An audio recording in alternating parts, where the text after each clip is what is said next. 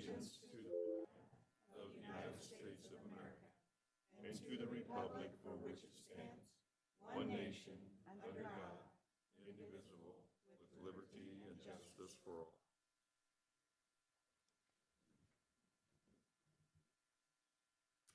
Okay, we have all board members except for Ryan Osmus joining us. Tracy is joining virtually on Dr. Dirkson's phone. And Ryan had said he would call in. I haven't gotten a call yet, so we'll, whoever's keeping notes, I'll let you know when and if he joins in. We need an adoption of the agenda, including the supplemental personnel report. Okay. One second. We've got a motion by Jared and a second by Jeff. All in favor? Aye. Aye. 6-0. Tammy, did you have a chance to look over the bills? Yes. Looks good to me. Okay. I'll make a motion for approval. All right. One second. We've got a motion by Tammy and a second by Jeff. All in favor? Aye. Aye. 6-0. All right, next up, we have a special presentation. We have Mr. Matt Legg from the Rise Willroad Center. We were notified on April 21st that the Kansas State Department of Education, along with the Smoky Hill Education Service Center, is honoring Rise Willroads with an enhanced spotlight recognition for successfully implementing an initiative to strengthen the social, it does not bode well for me tonight, the social, emotional, and character development skills in their students and school climate. The virtual presentation by KSDE was held May 17th. So we have a certificate for Mr. Legg. Certificate for that recognition. We've got a camera here.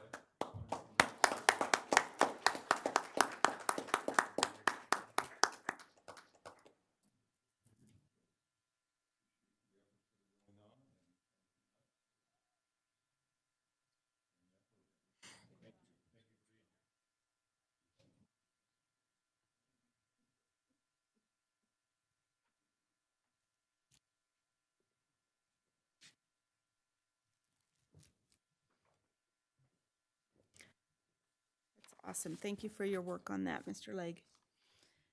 All right, we have next up recognition of visitors. Persons may present ideas or concerns regarding USD 443 schools. No action will be taken by the board at this meeting. Personalities and behavior of employees are not to be presented during this period, but are to be reported to the employee's immediate supervisor. The president shall determine the amount of time to be spent for citizen participation. And if people that are speaking are talking about the same subject, we would ask that you would select one person to speak, and that would be a limited amount of time to speak. So if you'd like to address the board, please approach the podium at this time. All right. Seeing nobody jump up, we will, oh, we do, okay.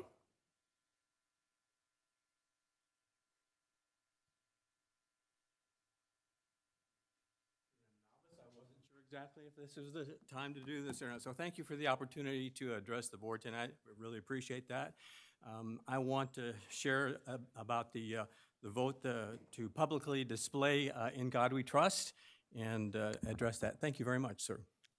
A vote to publicly display In God We Trust in our school buildings is in a step in the direction to a return to biblical morality, which I and many here believe is essential.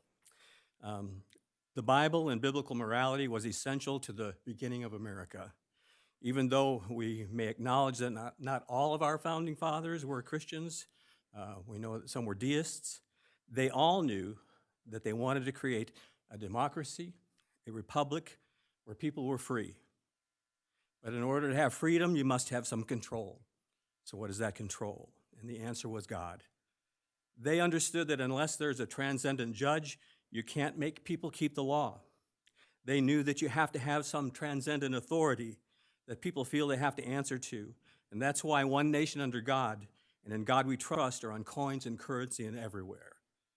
They agreed that God had planted in the human heart what they called natural law, that everybody knows that you don't kill, that you don't steal, that you don't commit adultery, that those natural laws from God are built into being a human being.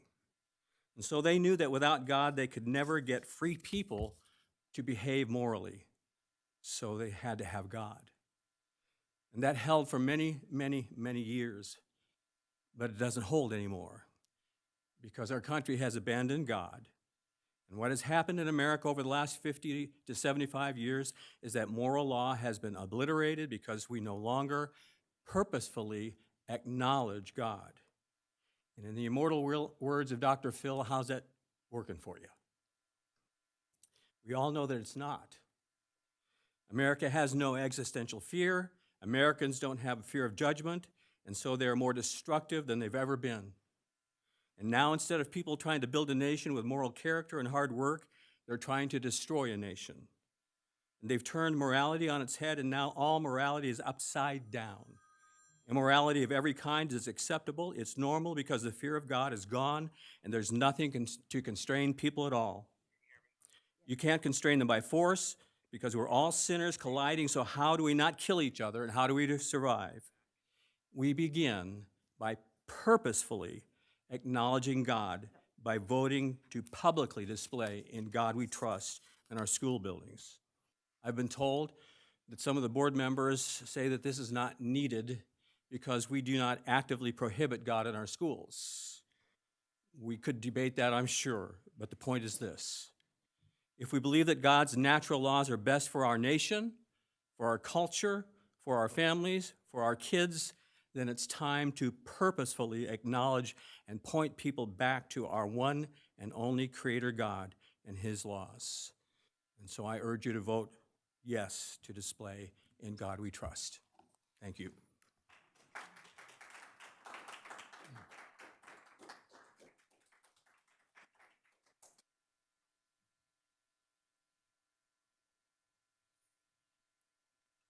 Are you coming to speak about the same item? Well, I'm not with him, though. But I do have my opinion on it. I'd just like to start with saying that I'm not who I am. I'm different. I'm better because of God. He's changed my life. I'm a better person because of it. I'd like to start with that because of Jesus Christ and what He's done in my life. And it's just short because I asked God what to say. We've taken God out of everything. And look at the mess our country is in. We should put Him back. I say this is a good place to start. A sign in the schools that says, In God we trust. Then let's put those words into practice. Let's trust Him. You'll see. He'll change things, and He'll change things for the better. So let's put it in the schools. I think it's important, and I think why not? It's a good step, and let's put God back and see what He can do, even if it's just a sign.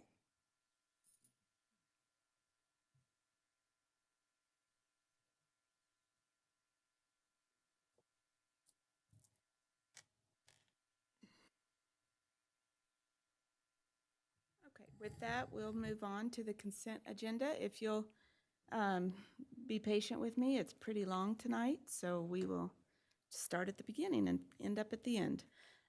Item A, approval of personnel, including the supplemental personnel report. Approval of minutes for the May 9th, 2022 Board of Education meeting. Approval of donation from SNAP Raise to Dodge City High School AFROTC. Approval of donation from James Clavina to Dodge City High School AFROTC. Also the United Wireless to Dodge City High School AFROTC. The Aaron Gerds, is it Gerds or Gertis? Anybody know? Gertis, okay. Farms to Dodge City High School AFROTC. Approval of donation from Comanche Construction for Dodge City High School Skills USA. Approval of Open Outdoors for Kids Fort Larned Old Guard Grant Award for Miller and Sewell. Approval of McKinney-Vento ARP-HCY 2 Grant Award. Approval of Kansas Parents as Teachers Grant Award. Approval of William Woods Tate Jr. Memorial Fund Grant Award to Dodge City High School Forensics. Approval of 2023 Perkins Secondary Reserve Fund, KACTE Professional Development Grant Application for the high school. Approval of the 2022-2023 Secondary Handbook revisions. This was the second reading. This is for the Dodge City High School Student Handbook, the Stride Student Handbook, the Comanche Middle School Addendum, the Dodge City Middle School Addendum, Middle School Common Handbook, and the Comanche and Dodge City Middle School Athletic Handbooks. Approval of the 2022-2023 Child Care Partnership Handbook revisions for Bright Beginnings. Again, the second reading on that. Approval of parent applications for waiver of instructional materials fees. Approval of EduClimber Data Dashboard Software renewal. Approval of OdysseyWare Ingenuity Software renewal. Approval of Teaching Channel renewal. Approval of Language and Literacy Consulting Contract for fiscal year 2022-2023. Approval of FastBridge Learning K-12 Screener. That's a 3-year service contract. Approval of Cisco Wireless License Support renewal. Approval of Memorial Stadium sponsorship agreements for Cargill and First Dental. Approval of KASB adoption agreement and legal fund assistance contract, fiscal year 2022-2023. Approval of fundraising requests for 2022-2023 for Dodge City High School and Comanche and Dodge City Middle Schools. Approval of Dodge City High School overnight trips for 2022-2023. Approval of 2022-2023 Southwest Plains Regional Service Center services for USD 443 Public Schools. Approval of reimbursement for Board of Education members' internet access. Approval of online auction with Purple Wave for disposal of school district surplus items. Approval of 2022-2023 district meal prices. Adoption of meal charging policy, food service. Approval of Bright Beginnings Policy Council minutes for April 19th, 2022, and the approval of school supply kits for the migrant students. I'd just like to thank all of the businesses and people that donated to the different things. We don't take that lightly, and I used to want them to know how much, because they're doing great things and they're helping kids. On the high school handbook, I don't know if you caught that in the weekend review, we are doing some minor updates to the dress code, but if we could approve the rest of the handbook tonight, I'll get you that information moving forward. Thanks, Matt. That was one of my questions. Thank you.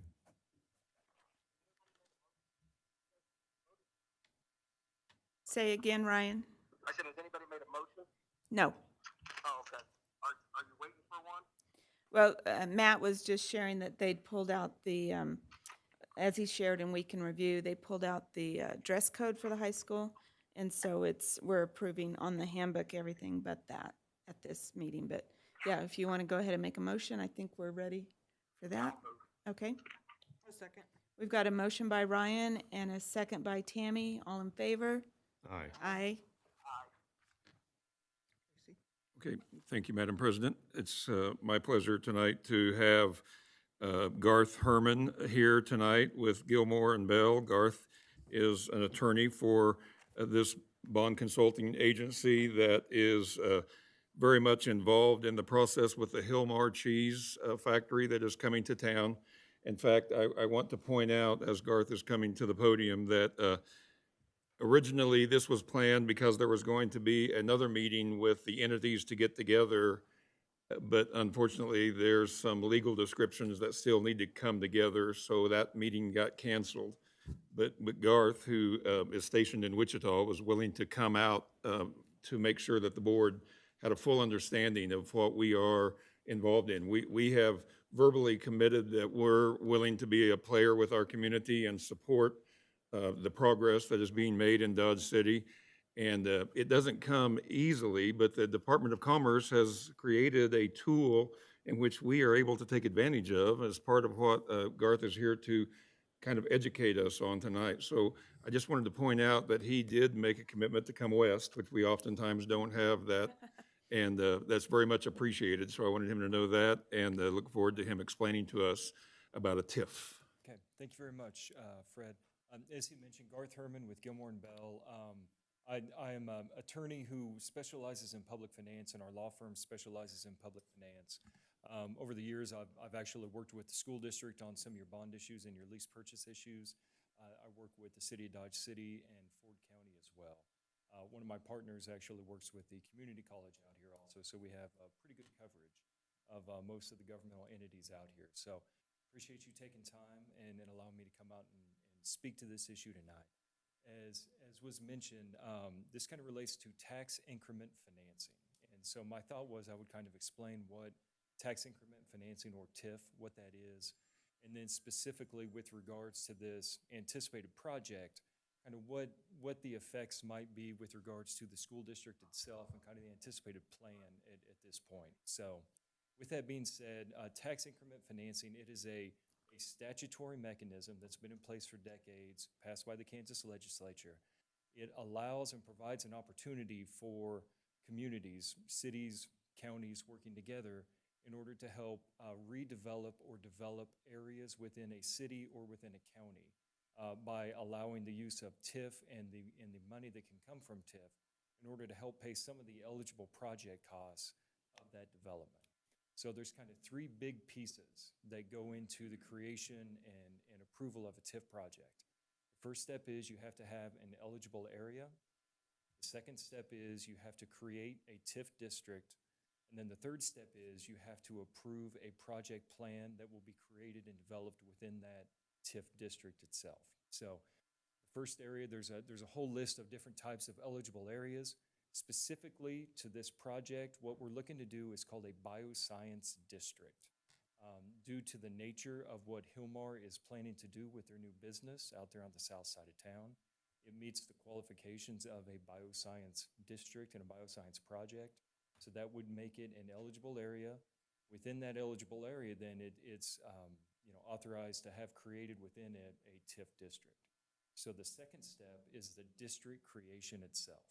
And this is kind of one of the big pieces, and this is the part that Dr. Dirksen alerted to, that this will require steps taken both by the city commission as well as the county commission in order to start that process for the TIF district creation. And what that entails is there is a map and there is a legal description of the specific properties that are going to be included within the boundaries of this TIF district.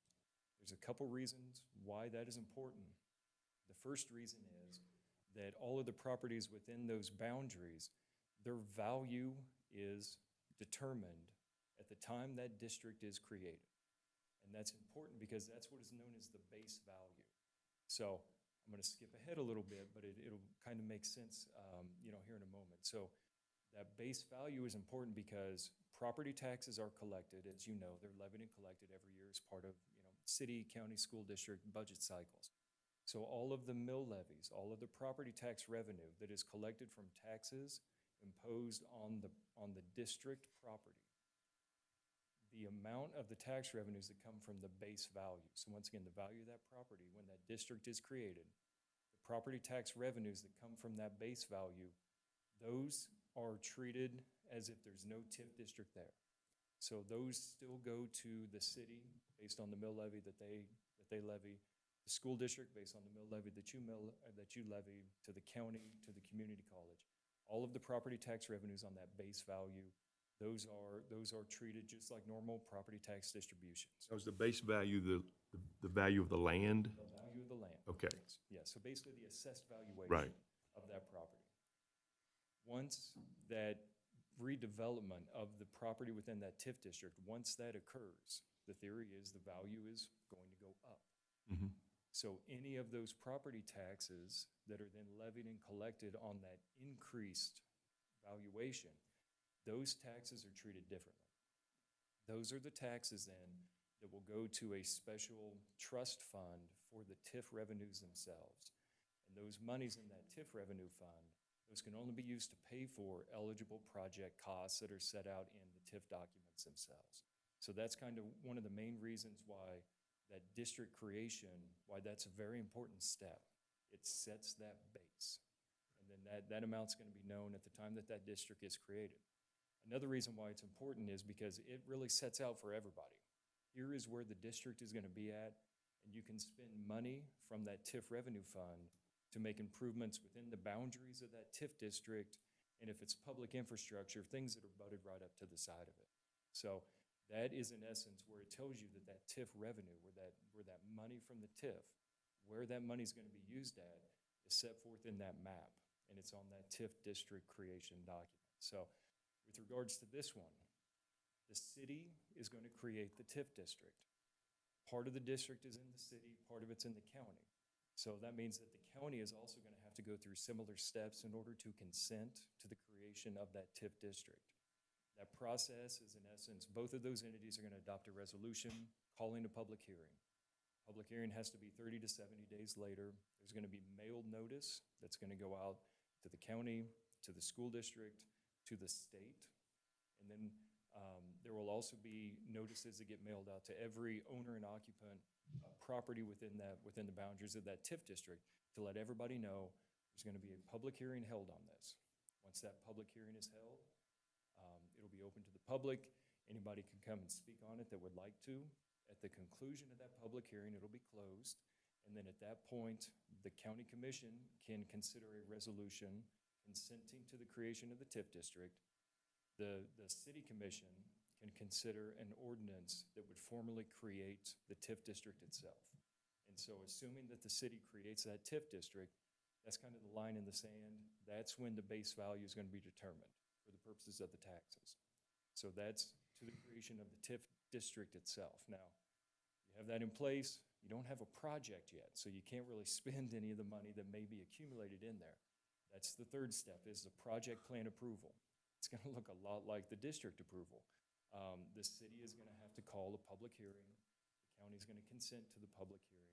It's going to go through the same mailed notices. There will be published notices as well. It'll go out to basically all the same entities to let everybody know we've already created our district. Now we have a formal plan. This is our project that we want to finance within the boundaries of this district, and this is this formal project that we want to be able to use these TIF revenues on. And so you go through the same process. 30 to 70 days later, you have your public hearing. At the conclusion of the public hearing, the city can consider an ordinance that would formally approve that project plan, and that would also basically be the final step for the creation and approval of the TIF district itself. So those are kind of the three formal steps to get it up and running. As I mentioned, one of the important things is that base value, and just kind of determining how that base is and what are the revenues from that, as well as from the increment. It's kind of a hard concept to think about sometimes, so I always like to draw pictures and just kind of sketch it out. But basically, if you think about it, you know, your base, you're always going to get your base, you're always going to get your property tax revenues from the base. Then as that valuation increases, the property tax revenues from that are going to go back to the TIF project, but not all of them, not for the school district. So your 20 mills and your 7.99 mills for capital outlay. So you'll get those on your base because that's just how that base is handled. In addition, those 2 mill levies for the school district, the 20 mills and your capital outlay, those are specifically excluded from the TIF revenue. So even as that value goes up and that incremental value goes up, the 20 mills that you levy on that increased value and then your capital outlay levy that you levy on that increased value, those go to you. Those don't go to the TIF. Those go back to the school district for the life of the TIF project as well. So that's one thing to keep in mind. It's not a diversion of all of the tax revenues. It's only a diversion of some of it for a limited time. So that limited time, the TIF project can be up to 20 years. So how it works is the sooner of the project costs are all repaid from the TIF, or 20 years. That's how long that TIF is out there. So something to keep in mind is this is not a 50-year, 100-year. It's not a permanent diversion. It's only during that limited time period up to 20 years when that property tax revenue from the increment will be diverted in order to pay for the TIF eligible project costs. So that's something to keep in mind there. The Tif project costs, it can't pay for everything. So this is not money that's going to be diverted from, from the local entities and used to pay for a lot of private improvements. It's not going to build the Hillmar building. It's not going to do that sort of thing. The money's going to be used for public purposes and public infrastructure. The plan for this project is that it would be used to help pay for necessary road improvements to serve the site, as well as for necessary upgrades to the city's south wastewater treatment plant. It's down on the south side of town down there. Basically, they would be able to use the TIF revenues to help offset those costs, both from the city's costs as well as the county's costs related to the Hillmar project. So that's kind of the plan of what the TIF revenue is anticipated to be used for. A couple other things I want you to keep in mind. So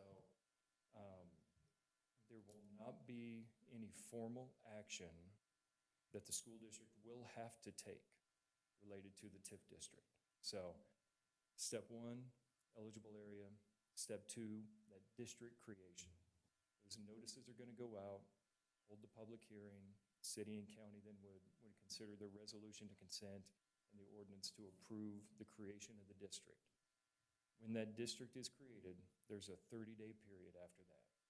During that 30-day period, the school district can veto the creation of the TIF district, or the county can veto the creation of the TIF district during that 30-day period. Basically, if the school board decides that this is going to have an adverse effect on us, you could take action to veto it. Likewise, the county commission, if they feel like it would have an adverse effect on them, they could take action to veto it. That requires a formal resolution adopted by a majority vote of the governing body. If you don't want to veto it, you don't have to do anything. The 30-day period runs, and it is deemed to be approved. We have some clients who we work with, counties and school districts, who they want to go ahead and take affirmative action. Not only just let the time period run, but if they like the project, they might say, not only are we not against it, but we're for it enough that we'll pass a resolution saying, yes, we're in favor of this. That's nice, and it's usually a good sign, but it's not anything that's required. So as I wanted to mention, I just want to make sure the board understands that there is not a formal requirement for you to take action, but there is an opportunity for the school board to weigh in if they want to veto this during that 30-day period after the district is created. With that being said, I know that's kind of a lot of information on a complex topic. So I'll take a minute here, and are there other questions that you may have at this time? As I'm understanding, this is a win-win. I mean, this is, what's the possible downside? Okay. Now, my question is this too. If part of the project's in the city limits and part is in the county, or any of the other school districts participating in this that are in Ford County, Spearville, or Buckland? It'll be related to any school districts that levy property taxes on the property that will be within the TIF district. So once again, going back, those boundaries are important to make sure that there's proper notice given to everybody. On that topic, so community colleges, they do not have a similar formal required notice and formal veto right. However, we always suggest that it's good to be good neighbors and to at least, let all of the entities who levy taxes on this property, to at least give them notice of kind of what's going on so that everybody's aware of it. Even though it's not a legal requirement, especially with projects that are this large, it's always good to kind of have everybody understanding what the process is and kind of what's going on. Garth, thank you for that explanation. Can you estimate a timeline of when you think some of this will be coming together? So my hope is that we'll be able to finalize this week some of the final details to start the process of calling that public hearing. So if we're able to finalize that information this week, The plan would be to have the county commission and the city commission at their meetings next Monday approve the resolutions calling the public hearing and authorizing the giving of notice of that public hearing through the mailings and the publications. If that occurs next Monday, so that'd be what, June 20th, then it's anticipated that the public hearing itself would be held on August the 1st of 2022. And so that would be the public hearing where the district would be discussed and the district plan would be open to the public, and at the conclusion of it, the county could consent to it, and the city could pass the ordinance that formally creates the district, drawing that line in the sand, figuring out what the base value is going to be. That would all occur on August the 1st. And then once the district is in place, there is not a formal kind of timeline for then how quickly after that the project plan has to be approved. A lot of that kind of depends on the project itself and kind of when is it ready, because we want to make sure when we're going into the project plan approval phase that we have a good and accurate project plan to present to the public so that everybody knows here is the project. It's not just the project that's going to be paid for from the TIF revenues, but it's the overall project. It's kind of here's what Hillmar is anticipating their construction is going to be. Here's what the county's projects are going to be. Here's what the city's projects are going to be. Out of all those projects, here's the portion of the cost that would be eligible to be repaid from the TIF revenues and all of that. So we want to make sure that that project plan itself is accurate. So once we get past, once again, assuming everybody hits their marks and we get to that August 1st public hearing, the project plan would come some point after that, but the details on that timing haven't yet been set. Have you already mapped this? I mean, I know you said there's got to be some kind of something as part of it's in the county and some of it's in the city. Yeah. I'd like to see like an outline map, I guess, of what all is going to be affected by that. I think I can find one too with Nick, and I'll make sure I share it with the board. In fact, I was going to share that you and I have traded emails, so I'll be glad to pass anything you share with me on, and the city manager has done a good job of keeping us informed too. But I'll find that map and I'll share it with the board and make sure that it's available. So it is an interesting map because basically bioscience project is kind of a fancy word for a wastewater treatment plant, but that's what we're dealing with. And so part of the property is a very thin line, but it's a very important line because you got to connect to the end part of the project. So we'll definitely pass that on when they get it. Think of it kind of like a barbell. You know, you've got the South Wastewater Treatment Plant down here, you've got the Hillmar site up here, and then, you know, going over kind of the road right-of-ways to make sure to connect the two. Yeah, that's what it looks like. Very good. We appreciate you coming out. Thank you, sir. Thank you. Thank you for taking Appreciate the time. time. I know you have a full agenda after me as well, so thank you for having me out here. And as Fred mentioned, if anybody has any questions or if you have any follow-up, he knows how to get a hold of me. I'm more than happy to answer any questions you may have, and if I need to come out again, that is not a problem. Wonderful. Thank Very you so awesome. much. We Thank you. appreciate it. Yep, appreciate it. Thank you, sir.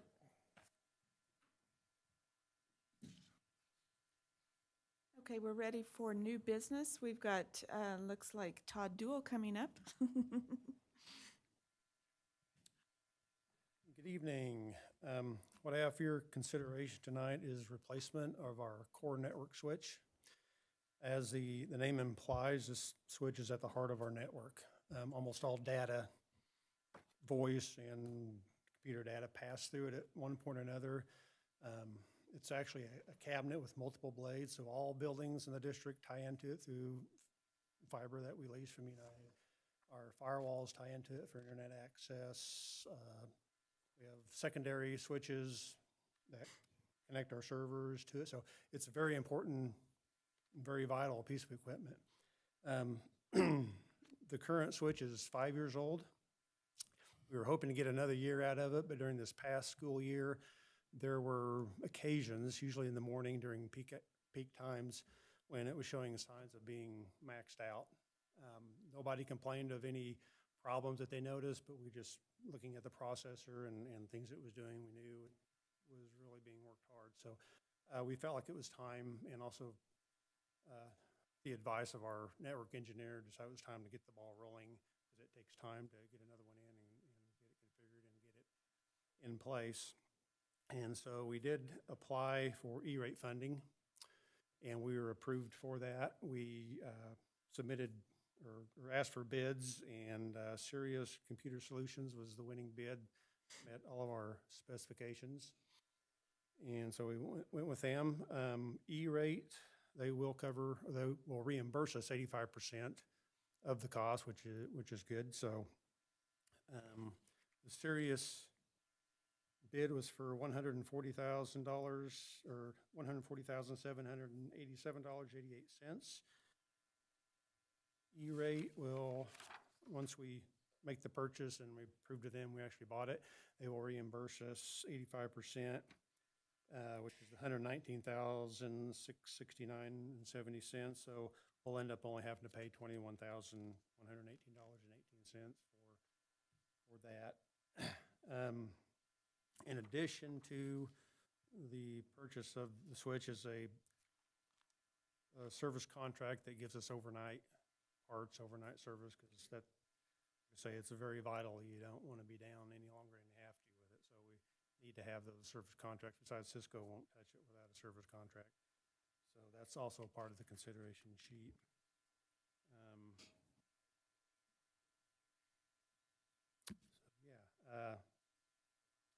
In comparing the new switch to the old switch, the new one can actually handle 40 times the throughput for data. So I think we'll be hoping to get like 7 years out of this one. 40 times. So that's a big improvement. So with that, is there any questions I can answer? That was going to be my question, is how long you thought this one would last, so good job. I'm hoping for 7 years. A lot of it, or I'm really hoping that the main factor there is how long Cisco will support it, because after they come out with a model, you have it for a few years, and then they'll say, okay, we're going to support it up until this date. And once you get to that date, they won't support it. So you definitely want to get it replaced before then, but you don't know when that date is. Right. Until a few years after you have it. So I'm hoping that this thing will last long enough. And with 40 times the throughput, I really think it will. So we'll keep it, hang on to it until Cisco won't support it anymore. The reimbursement of E-rate makes it very attractive to make an improvement that would be so helpful to our district. So definitely wanted to point that out and appreciate your efforts there. And the reason we're starting now, we knew that E-rate takes time to do their stuff, and we know with chip shortages, it would take time to get stuff manufactured. And Cisco, they manufacture it when you order it. And I was told we're looking at about 200-day lead time to get it. So by the time we get it in, get it configured, get it installed, the current one will be close to 6 years old. So we wanted to get ourselves in line. Got to plan ahead. Yep, definitely. I would make a motion that we accept the core switch replacement bid and get it ordered. And the service contracts with it. Yes. And the service contract. Yes. All right, we've got a motion by Jeff and a second by Jamie. Ryan is, he had to get off, so he won't be on the vote. So motion by Jeff, second by Jamie. All in favor? Aye. 6-0. Thank you. Thanks, Todd. Thank you. All right, we are ready for human resources. Jason?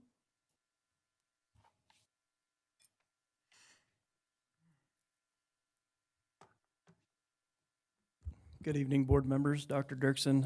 I've got 3 items this evening. They're all information items.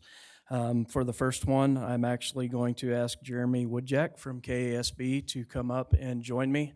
While he is coming forward, I would like to thank KASB for the work that they have done in the HR study that they have performed for our district. I've kept you up to date throughout the process as to kind of how things were playing out. They finally have provided us a formal review, and so Jeremy's going to take you through a few pieces of that information this evening, and then I will utilize this information to hopefully start putting together a 3 to 5 year plan for where we might go next, and hope to prevent present pieces of that as soon as next board meeting. Very good.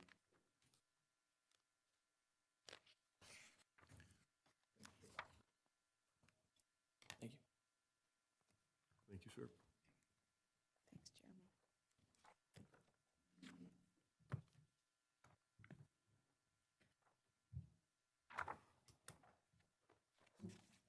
This is good stuff. Good evening, USD 443 School Board and Dr. Dirksen. As Mr. Scheck mentioned, coming in here tonight, just kind of review the human resource report we compiled, go over some of those details, finer points. We're not going to expand on all points just because we know there's a time element tonight that you want to get home at some point, but we'll review some of the top points and maybe address any questions you have, and then stand for questions after that. If you, as you unpack this report, if you have some individual questions, by all means, we welcome that. First thing I want to do is just kind of introduce the team that actually worked on your report that you have in front of you. The lead member of the team was Dr. Britton Hart. He's the Assistant Executive Director of Leadership Services at KASB. You have Dr. Russell Miller, Assistant Superintendent of Human Resources for Andover, USD 385. You have Ms. Katie Wolfgang, Director of Human Resources for Wamego, USD 320. Rod Spangler, Chief Executive Officer of Kansas Board Solutions.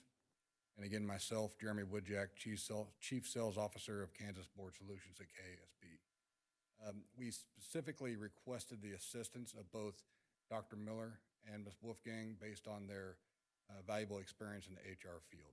They have great expertise in this arena, and were very valuable. I know I'm kind of aging this, but there's 150 years of district HR specific experience on that team.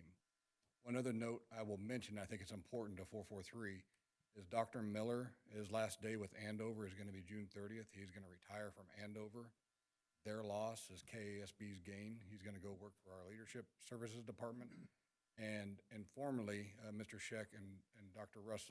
Miller have kind of been communicating about some initiatives already started here at 443. And so Dr. Miller will be a valuable asset should Mr. Scheck wish to visit with him on a go-forward basis. No, don't have to pay him. He's for you in support of it. 443.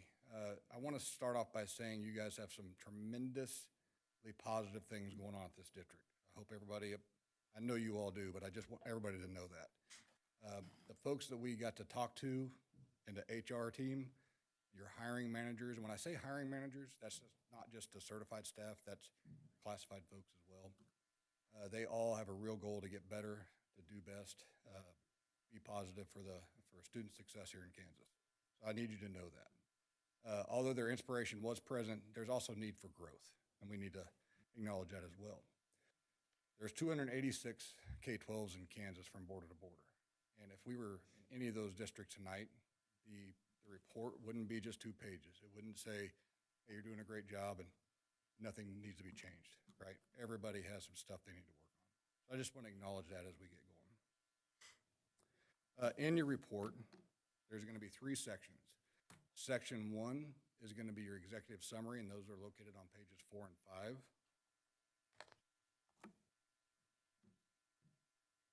Section 2 is going to consist of the 11 recommendations we've highlighted. That's pages 6 through 20 in your report book. Section 3 is going to be the appendices. Those appendices are probably going to be referred to throughout the recommendation reports, so you can kind of ebb and flow through those as needed.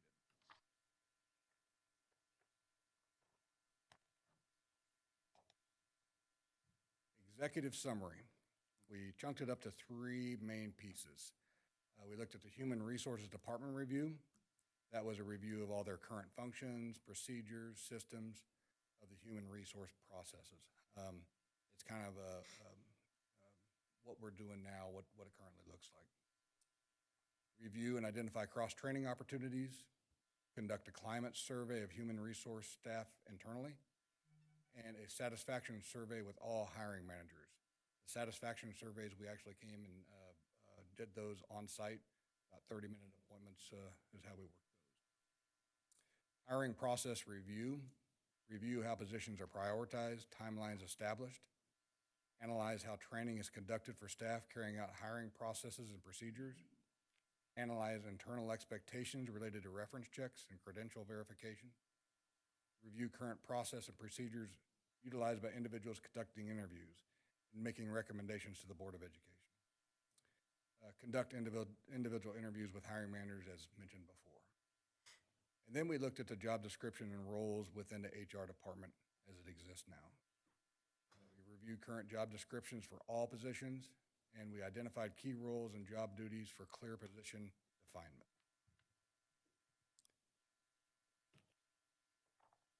Now, I put this in here as a picture of our city, up high from north to south.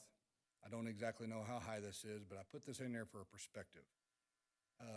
With KSB, when we're coming in to do this report, we're kind of doing it at a 10,000-foot view. We don't see everything that's going down in the trenches and what people are dealing with on a day-to-day basis. So I just want to know or acknowledge that our view and our perspective on this report may be very different from those that are working on it on a day-to-day basis here at Dodge. So I just think that's a good way to look at it.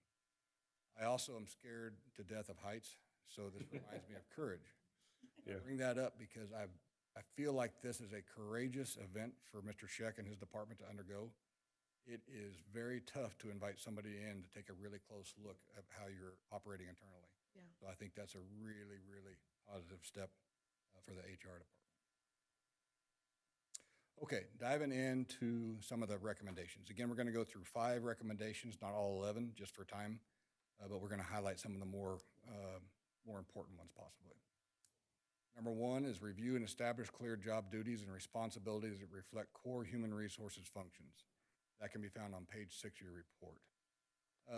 What we initially found, and I'm certain you already know, is there's been a tremendous amount of turnover and change within the human resource department over the last year or so. Some of these have been a new director. Some of these have been staff turnover for one reason or another. Some of these have been through new positions or new roles within the HR office. Realignments to balance out workload. We'll talk more and expand on that in a minute. Consideration should be given to providing additional support in some of these areas, such as onboarding, benefit communication, and substitute staff acquisition.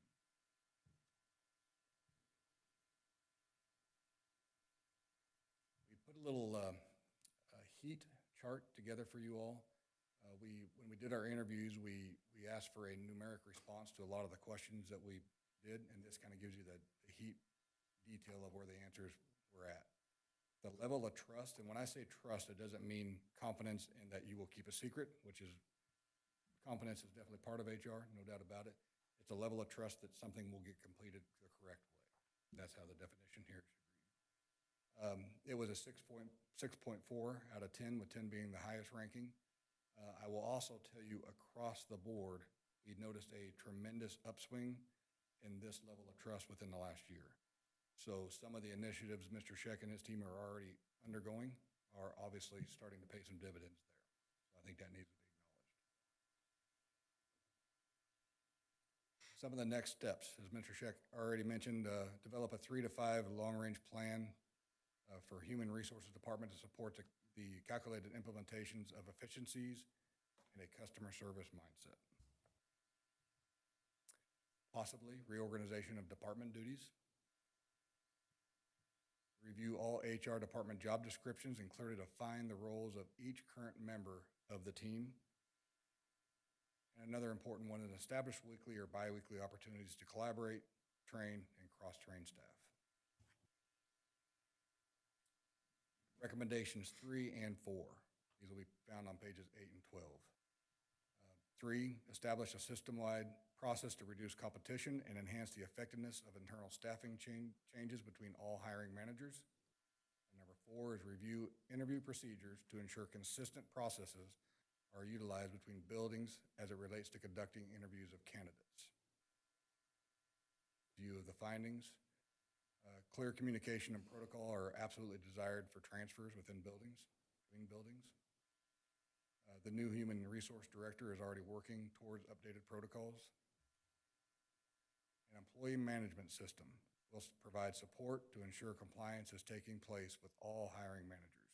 And I also believe that is in the works as well to date. We look at effectiveness of recruiting, which is near and dear to all of us. Every school needs to address this, but especially out west. We're at a 5.8 out of 10. So we're doing fairly well for the climate, but there's also room for improvement there. Candidate application and onboarding scored a little lower. We're at a 4.8 out of 10, halfway mark. So definitely improvements we can make in that arena. Next steps, we need to review and establish clear internal transfer policies, timelines, and communication. Implement an early notification incentive for employees that tell the district they're retiring by a certain date. Dr. Hart in this report included December 1st. Maybe that works. Maybe a different date needs to be addressed, but potentially looked at. Make sure the online application system is being utilized to notify, apply, and process the transfer requests. Develop a protocol that would be information for hiring managers regarding best practices for interviewing to ensure legal compliance and hiring practices. Develop a method to share candidate applications internally between buildings and positions. Establish a short annual training with hiring managers that are conducting interviews within the district. It was actually one of the things that came out during our individual surveys is even some of our more veteran team members wouldn't mind a little additional training and honing in on some of their skills on the interview side. Communication and the new hire process needs to be evaluated and improved to decrease the amount of time it takes from the job posting to the job offer to the official start date. Moving on to number 7.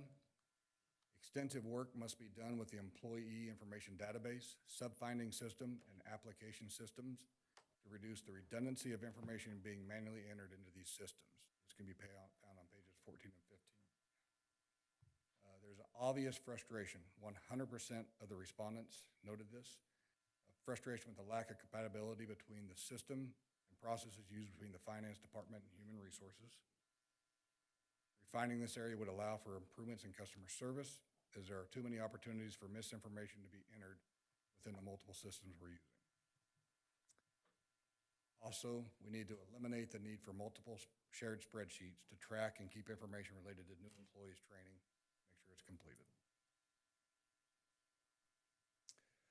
This one, the next steps, I think the first one's very positive, simple and positive.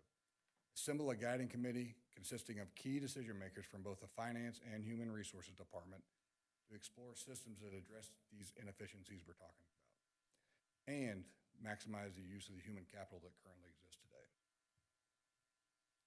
Provide training and time to learn the new features of the application tracking system. I believe this is also an additional benefit that Dr. Miller can lend some expertise with. Hanover has been utilizing this for quite some time. My staff is actually traveling there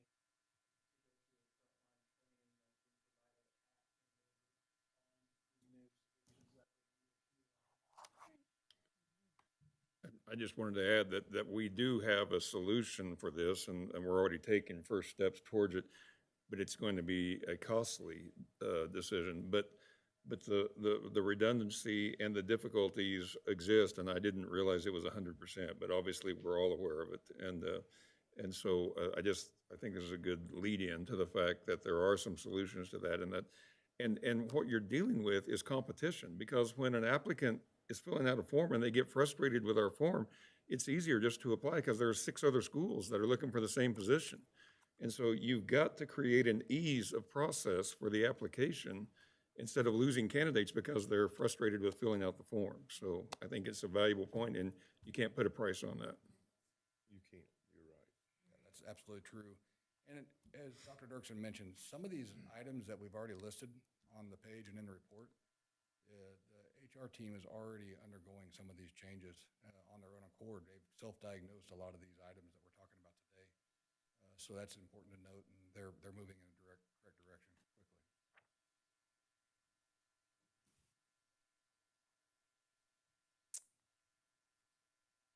New hire paperwork. We need to move that to a digital version that can be digitally sent to new hires. There's no need to have them come up and pick up a paper packet. It's better for the HR office, it's better for the potential candidate, if that's the case. Last one we'll address tonight as we're moving along quickly here. Number 10, as we're looking at establish clear pathways for initial training of staff and ongoing professional development. Number 11, review current benefit coordination, develop new job duties that align with customer service, and cross-train for effectiveness. This can be found on pages 17 through 19. Currently onboard new staff around all legally mandated trainings and access the system to take time off. Check their paychecks, access benefit information, everything. Kind of a one-stop shop if possible. Establishing district expectations of performance within the roles of which individuals were hired for. This one I'm going to spend a little time on. Bottleneck due to too many duties falling on one member of the team. Now, this doesn't mean only one individual in the HR department. This means several of the individuals in the HR department. The work can be very siloed, and one person may have to take it from start to finish. If that one person has a lot of duties for that day, they may not be able to cycle through those, or if there's any time missed at all, it's very hard to do anything because there's a bottleneck. Until they do or push buttons or enter information, nothing can happen downstream. Mr. Sheka also has a lot of duties come across his desk. He's got a tremendous amount of approvals, workflow, and I worry about sustainability there. I know he's working his tail off. Everybody up there is working their tails off, but I really worry about sustainability at the current level and workload that they're undergoing. High volume of staffing changes. You all here at the district, it's just how it is. We have a lot of turnover, a lot of classified turnover, a lot of everything, but there's a lot of turnover. All of those staffing changes equal lack of efficiencies for benefit coordination. We have to acknowledge that and help there when needed. I also want to make this very clear. With our legacy systems that are in place, the staff is doing the very best they can with the current practices and resources. So if we can, help out with the resources and process and systems, I think you're going to find better results rather quickly. Average rating for effective benefit coordination was 4.9 out of 10. So we have plenty of room for blue sky improvement there. Next steps for this final one. Utilize technology for employees to access the legally mandated training requirements. Use an online system for them to complete the training and monitor their completion. Formal onboarding of staff needs to be implemented.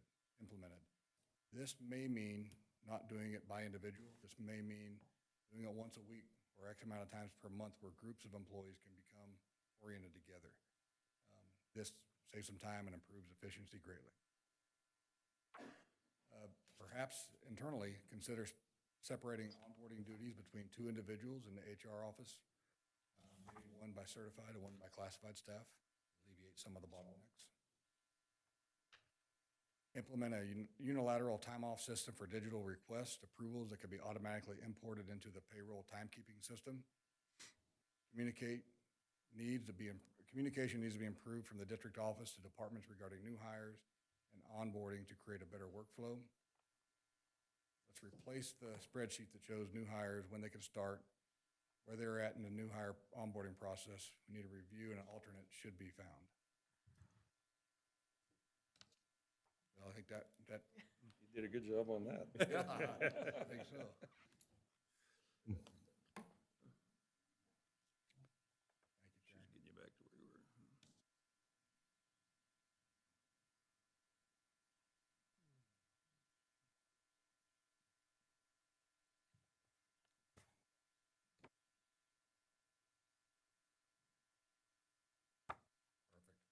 Thank you. Wrapping up. Again, you guys have great people doing the right things the right way. Know that you got the right people. Systems, we've got some work to do. Introduction of new systems and the ones we're currently working on, the ones that may still be out there, will increase efficiency and overall effectiveness. Processes, continue to work through processes will create a sense of cohesiveness and understanding that kind of eliminates a lot of the things we've identified within this report. So that is a very condensed version of the report. There's a lot of bullets on there, not a lot of fun to hear about, I understand, as you read through these and kind of digest it as you're trying to go to sleep at night. We'll be happy to discuss more. Interested to hear any comments, thoughts, questions from the board, from Dr. Dirksen, Mr. Scheck. Are there priority level, I know you give us all these recommendations, are there certain ones that are priority level 1, or we need to take care of these first that take precedent over others that can wait?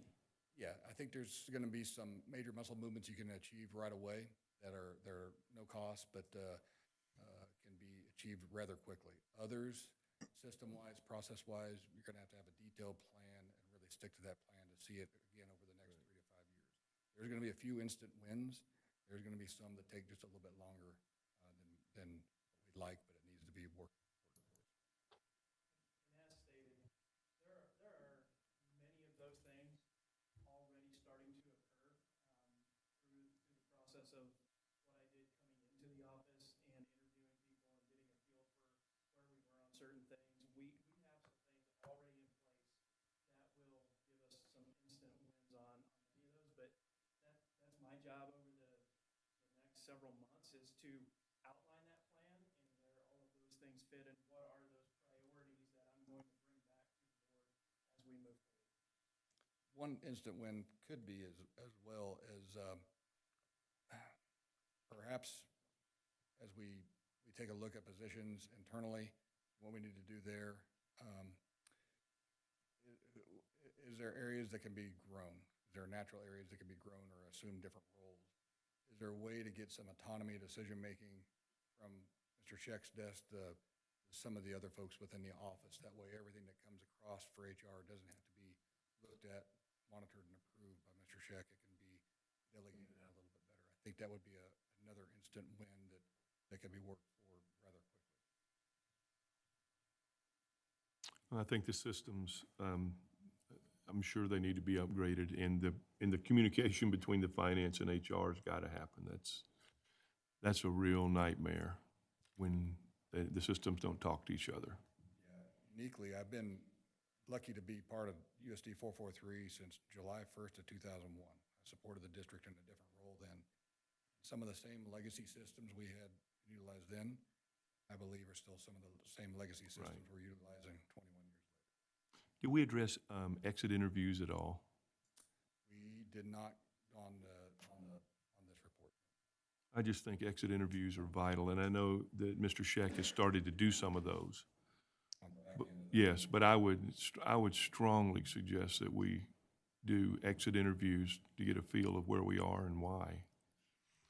And so, but I leave that up to the experts. I agree with the exit interviews too. They need to be done, but they need to be done after the employee's gone. It can't be done while the employee's still there or has a period of time still there. It's got to be done after. I want to go a little bit through this because we had this actually in our organization about 5 years ago. It was a struggle and everybody trying to get on, and I'm very much for moving to electronic onboarding. I think it simplifies the process.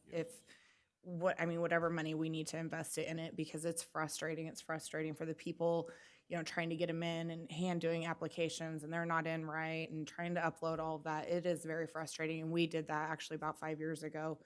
And we've just had you can just tell the level when an employee starts with you, how much more ease they are, how much it took off of our office managers, putting all this information, because it's a lot to put in there. And when the turnover is so high, and it just creates that much more time. And, that's when we have mistakes and you have employees frustrated with their pay because something's not entered right.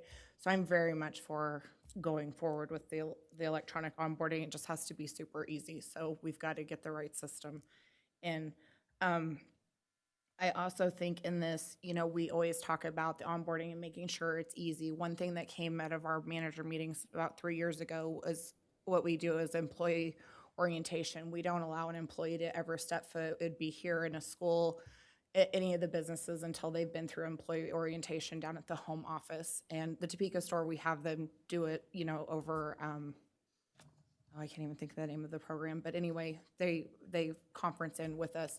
But I think it has helped, we go over the benefits, we get email addresses up, we get them access into whatever systems they need. It's been a really positive, so that would be something else. And also the turnover rate.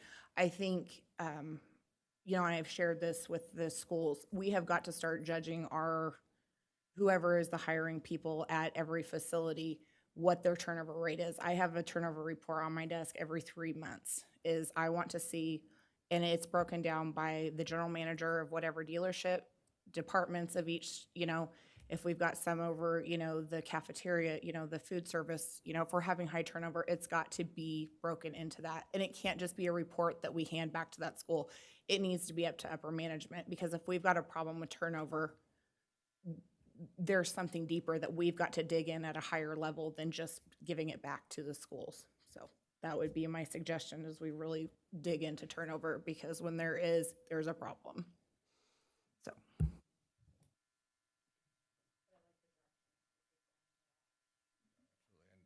Point out something, not to embarrass anybody, and I won't do that, but when I talk about the people, they're a member of Mr. Scheck's HR team here tonight to listen in. That tells me they care, they're vested. So I think that's really important. Like I said, I think you've got the right people, just need to do some tweaks. Anyway, Excellent point. thank you for your time. If you do have questions, we'll be happy to help. Thank you, sir. Thank you for your time. Appreciate you coming tonight. Yes.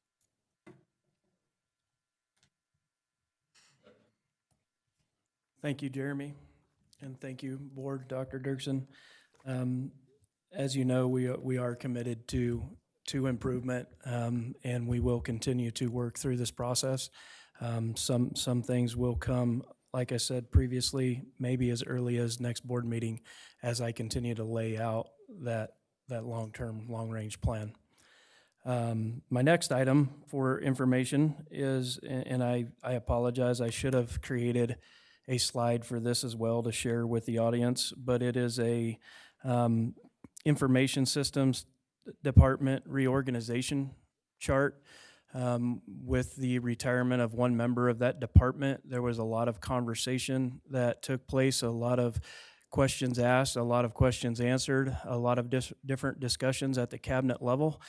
And it has been determined that the best use of our current resources, both financially and with our human capital moving forward at this point in time, are depicted in that chart that is in front of you.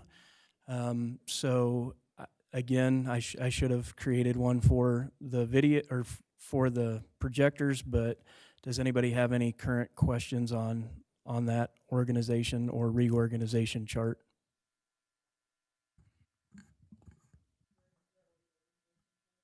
What does it do to your, if that's approved, Mr. Scheck, what does that do to your personnel budget? Kind of. As far as for that department? Right. So specific numbers wise, I will have to get with Hammer, but it would actually decrease the overall expenditure currently based on that department. Because of the retirement of the director. I do want to explain and share that we do have co-directors now with Todd Duell and Victor Guerrero being named that, and they will share duties and responsibilities, but they have specific employees that they will supervise, and it's kind of depicted in that.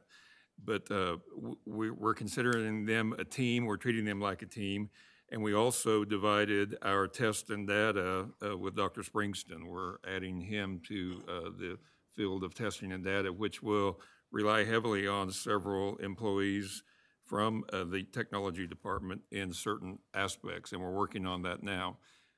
Not unlike what we just heard, there are many areas that we need to look at and what we may need to expand in. Our systems are old.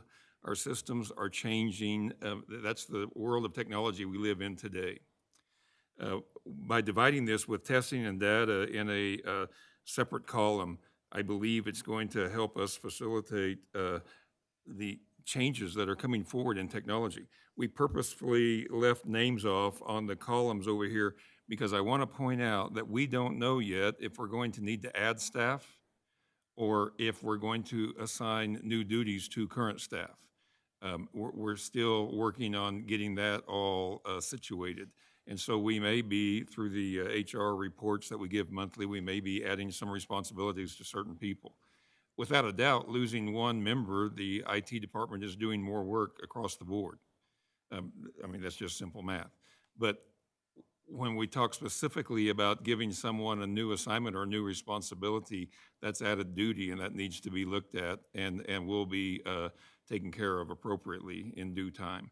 But it wasn't just something we could look at and just lay out on paper, this is the way it's going to be, because it's ever-growing, ever-changing. Just learned tonight, we thought a server was gonna last 5 years, and here we are changing it at 4. It's hard just to keep up to date with all that is going on, but we're doing our very best. I think it's a compliment within our department that we feel like we've been able to hire within and give them leadership responsibilities. They answer to me, and I'll take that seriously too. And if we need to make changes down the road, we'll do so. But I have a lot of confidence in all 3 of these different columns here, and feel real good about the direction that we're going. So thank you, Mr. Scheck. Any other questions on that piece? Okay. And then finally, and I hope you were okay with my attempt at a new way to present the changes to the handbooks, as opposed to having every single one of those handbooks in the board agenda. I hope you were. I felt like they were. I hope you realize that link, the title at the top is actually the handbook. If you open it electronically, it's a hyperlink to the actual handbook, so they don't all have to be in there. If you're okay with it, I'm also going to take that same approach at the next board meeting when I request final approval of the handbooks, and just link them all on one page, and you can click them and open them as you feel the need. Fair? Any questions on any of those? Some obviously had more changes than others, which is why for the PDC handbook, I actually did it old school in the actual handbook. It shows the changes in the actual handbook, but for the rest of them, the changes were much smaller, so I did not show them in the handbooks yet, and I will show them in the handbooks when we ask for final approval at the next meeting. Good with that? All right, thank you. Thank you. Thanks, Jason. All right, next up, we've got business services with Mr. Russell.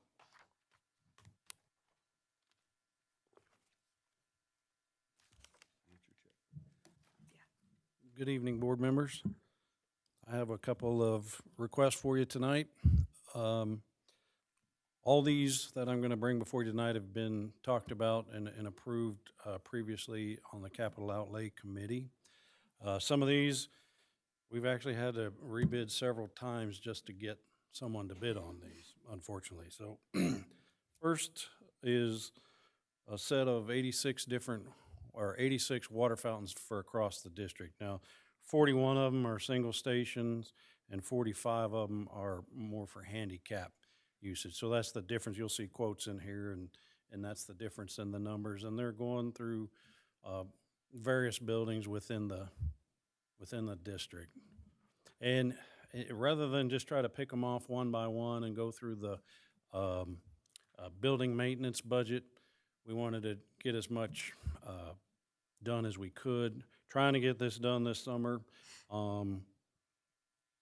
But this is one of those that we had to bid a couple times before we got bids on it. So as you can see, this is for 86 different water fountains, and it's for $93,920.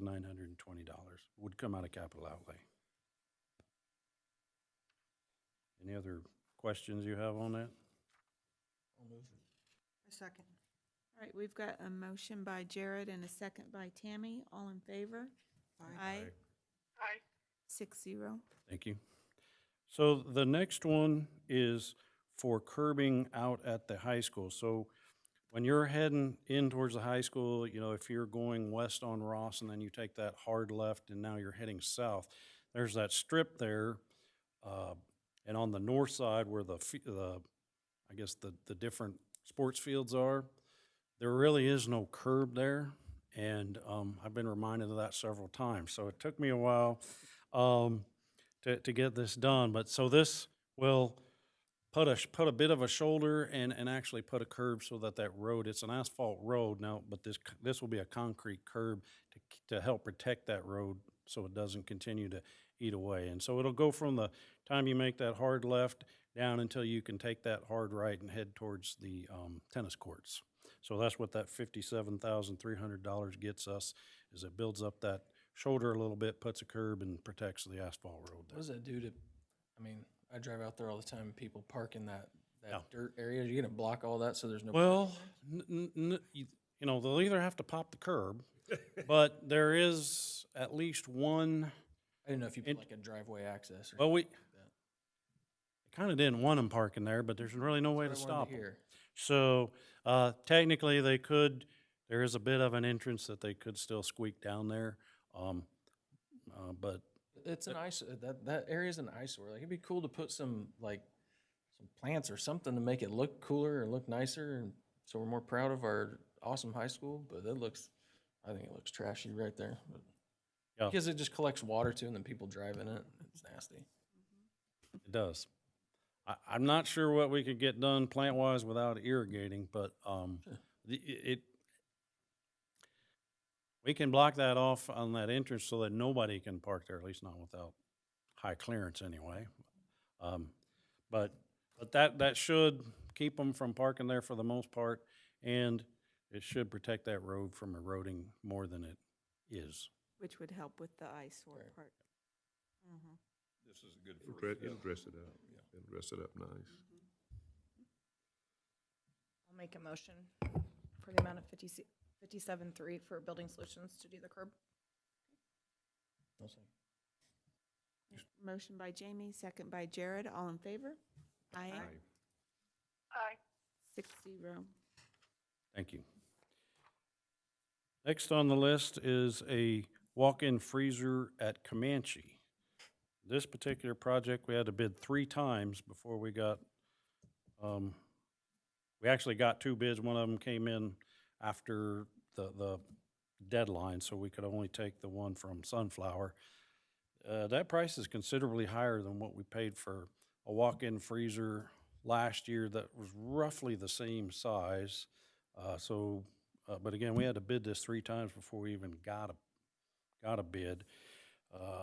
Last year, we kind of struggled and had to provide our own electricians to get the freezer to finish the installation. So I'm not sure what the hang-up is on freezers, but it's been kind of a struggle. So I'm going to tell you that last year we spent in the mid to upper 50s on a walk-in freezer, and as you can see, this one's $82,880. Quite a bit higher, but like I said, it took us 3 tries just to get anybody to respond. And unfortunately, on this one, there's a very long lead time, and we won't have it installed until after school starts, so that'll be disruptive. But we can't issue a PO to get the process going without getting it approved and getting things rolling.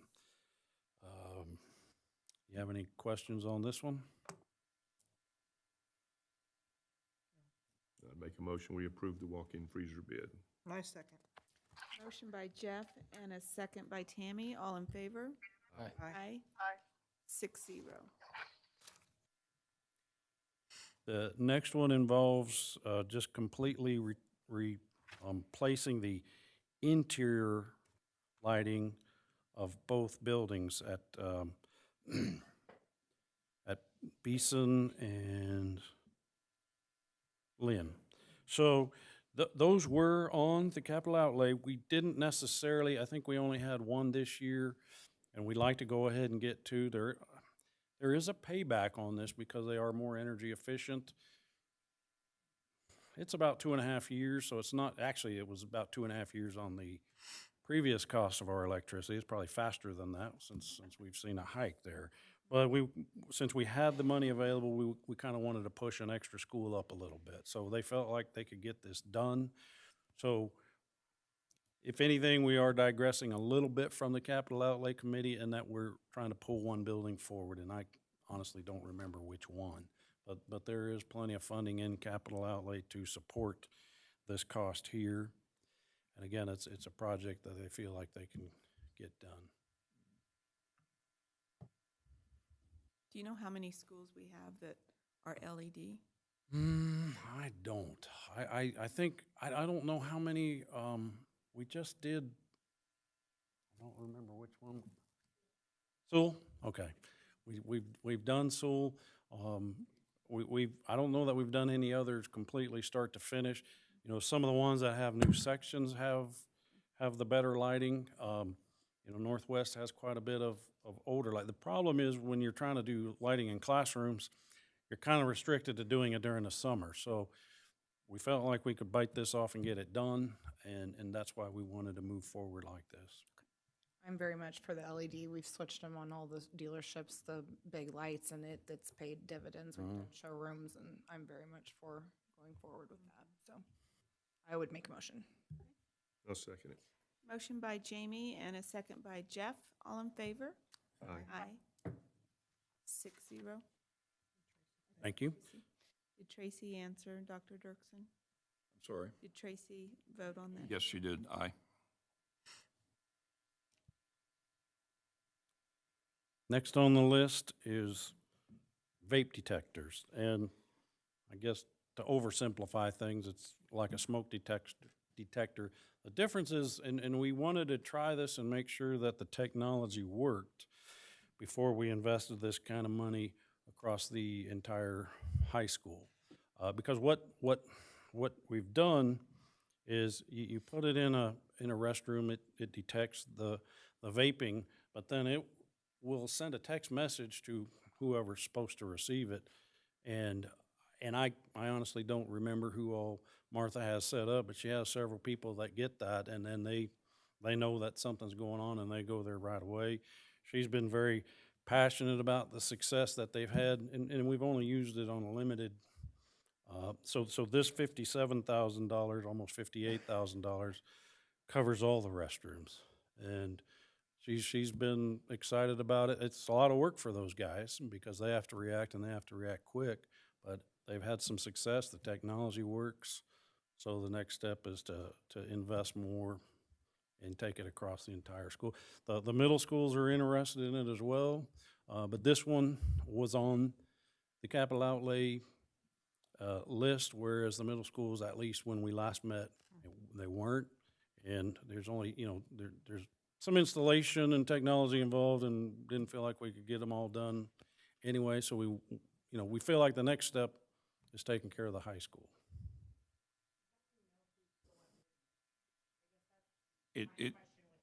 I can answer that. It notifies the right people. We don't want everyone knowing who the right people are. It notifies the right people immediately. And it's just a matter of catching that person at the time. And it is spot on. And it has worked tremendously successful.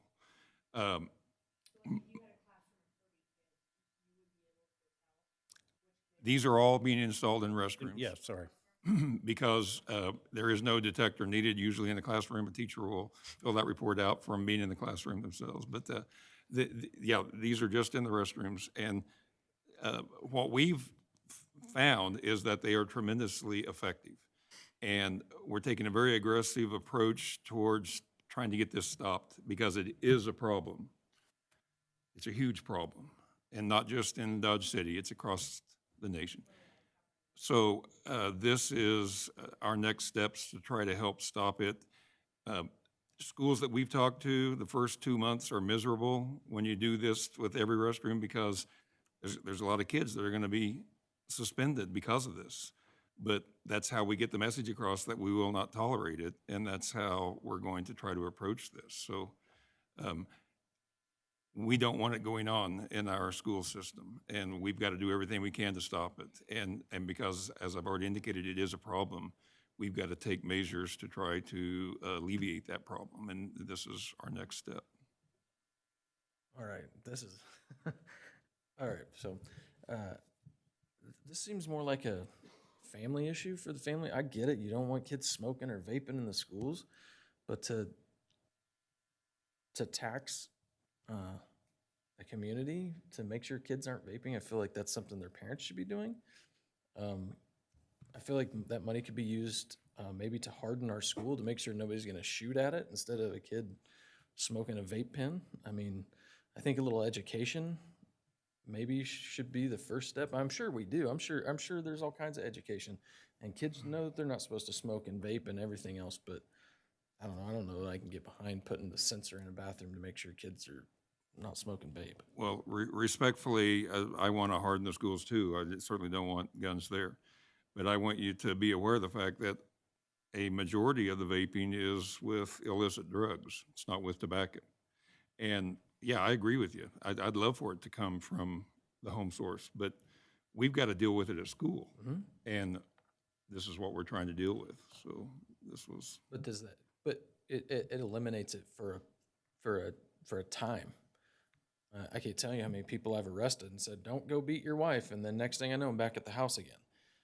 I mean, they're not going to get it unless you plan on doing a 365 expulsion for a kid that's vaping. They're just, I don't know that a detention or suspension is going to stop them from doing that. Yeah, we don't want it in the schools, and I get that, and there should be consequences for that. But Haven't we had some of these detectors in restrooms in this past school year?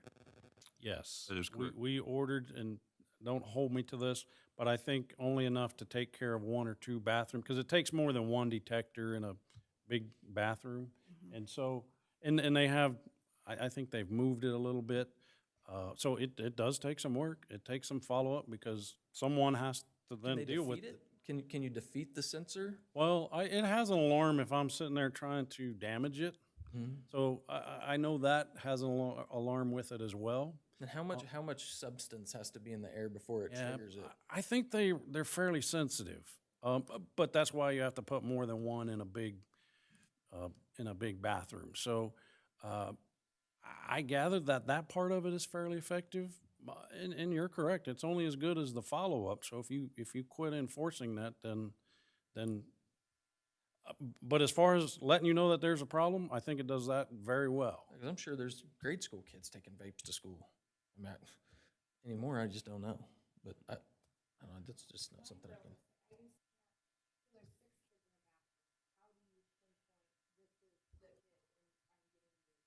Yeah.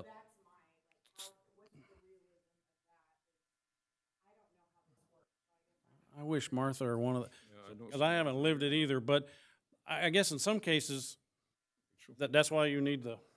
Rachel Yeah. indicates she might be able to help us on some of this. Some of it is if there's only one kid and one kid comes out, then. Yep. I've just been told it's very successful. That's all I know. Normally, it's been found that if we have a group of students in the bathroom, we don't let anybody in or out, and those students are searched. And more times than not, the vape is on those students. So it's more of an indicator, so you can pinpoint it. Correct. Correct. I don't think it pinpoints the person at the time, but I do know from conversations with Martha, it has been extremely effective, and it has also been a huge deterrent. Yeah. So it's all in a rubric that we have, the discipline policy. It's all based on whether it's tobacco, whether it's THC, whether it's marijuana. So all of those things are taken into consideration. I think that most school administrators really just want it to be not brought into the school at all. Has Clayton have you looked into the constitutionality of being able to search any kid without it's in the handbook. Because if my kid's in the bathroom using the bathroom, and two other kids are vaping, and you lock the doors and lock my kid in there. You don't lock the students. No, I know, but you prevent them from leaving when they had nothing. Normally they were doing we have nothing them wrong. follow You know us what I to the mean? office, and But then that's embarrassing in itself for the kids who aren't doing anything wrong. And I'm just playing devil's advocate because I can only imagine that being the case, and then I know I would take issue with that as a parent. That my parents kid are has to. notified as soon as their students are searched. Sure, but then my kids walk through the school coming out of a bathroom with kids that they might not even know or have a relationship with. I guess that's the only issue that I take with it, and then the cost itself. True. I would not mind if my child was searched if they were in a bathroom and somebody was vaping. I mean, we have these children during this day. We need to create the best environment, and vaping does not create that environment. And I have, you know, should it be taken care of at home? Absolutely. But if we solved everything that, if we could solve all the problems at home, they'd be solved. But I just, I think when we make the stand, I think what happens the first couple of months are, as Dr. Dirksen said, are chaotic. Then the message goes out. We can't control what they do outside that building, but we can control what they do inside that building. I can only speak from my own personal experience within my building with it. The students that I had that know there are consequences and that we absolutely do not support it, do stop bringing it in because it's too complicated and they don't want to deal with it. And we have seen much more success keeping it out of the schools because our students know we're vigilant. On the other flip side, it makes the students that don't want to have anything to do with it feel more safe, other than us just doing nothing at all.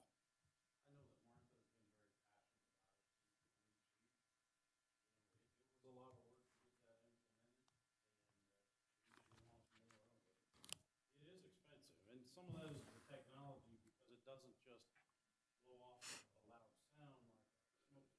It literally, you know, I can say, text all of you guys, and you know if it's coming from a women's restroom. Like a silent alarm, sure. Like a silent alarm, Yeah. sure. So it's not cheap, and that's part of the reason that it's not cheap. And it was a lot of work for her and her staff. We want more of it. That's about as much as I know. You know more about the Well, I just know from running the building and the students, it is a large deterrent if they know that you are actively searching and seeking for it. Thanks for your information, Rachel. Yeah, thank you. I don't know that I can answer any more questions than that, but I can give it a try if you have some more. I think it's important for us to have in place. Like you've said, it'd be nice if the parents did it, but when they're in our buildings, I think we need to do what we can to. Well, and this is make it the something, best learning environment. this is something that was brought towards, before the Capital Outlay Committee. It's not like Martha requested this by herself, and she's all. It came before several people on a committee that's been working on this, on the importance. And everybody on that committee agreed with the importance of doing this. So I just want to put that out there. It's not one person or two people that did this, but it's several that we've been doing for months with the capital outlay meetings and trying to get down to what's important and where we feel like we need to spend those dollars. And this is something that the capital outlay committee agreed on. And we did start on a small scale because we wanted to make sure the technology did work before we bid off a piece like this at this kind of cost. Any more discussion? I make a motion that we purchase the vape detectors for the high school. I second. We've got a motion by Jeff and a second by Tammy. All in favor? Aye. Aye. All opposed? Aye. All right. I heard an aye Yep. from, Tracy was an aye. in favor, yeah. That, 5 in favor, 1 opposed. Thank you. Next on the list is the sod and irrigation for Northwest. What we did a couple of years ago is we started replacing playground equipment at one elementary school a year. Northwest is on the list for this year. My hope was to bring the whole project to you. Northwest is a little different because most of their playground is gravel. And we wanted to sod that and also replace some equipment. It's taken a little bit longer to get the details worked out. My intention was to bring equipment and this request for you. However, it's 104 degrees, it's already hard to grow grass, and it's only gonna get worse, and we're delayed with the equipment. So my intention, just so Chris could get a little bit of a start, was to, since we have this ready, bring this to you now. Hopefully in 2 weeks, I'll bring the equipment request before you as well. So it's part of one project. I wanted to bring it to you as one, but just because of the time constraints, we're getting in the middle of the summer and it's only gonna get harder to get that to take root and set up. I wanted to go ahead. So this is a little unique. I mean, we've done you know, maybe a little bit of landscaping at some of the schools, but nothing on this scale. We looked at going with turf, which was considerably more expensive, and just felt like that this was the best way to go. If you've been there, it's a really nice playground. It's very big, and it has a lot of equipment.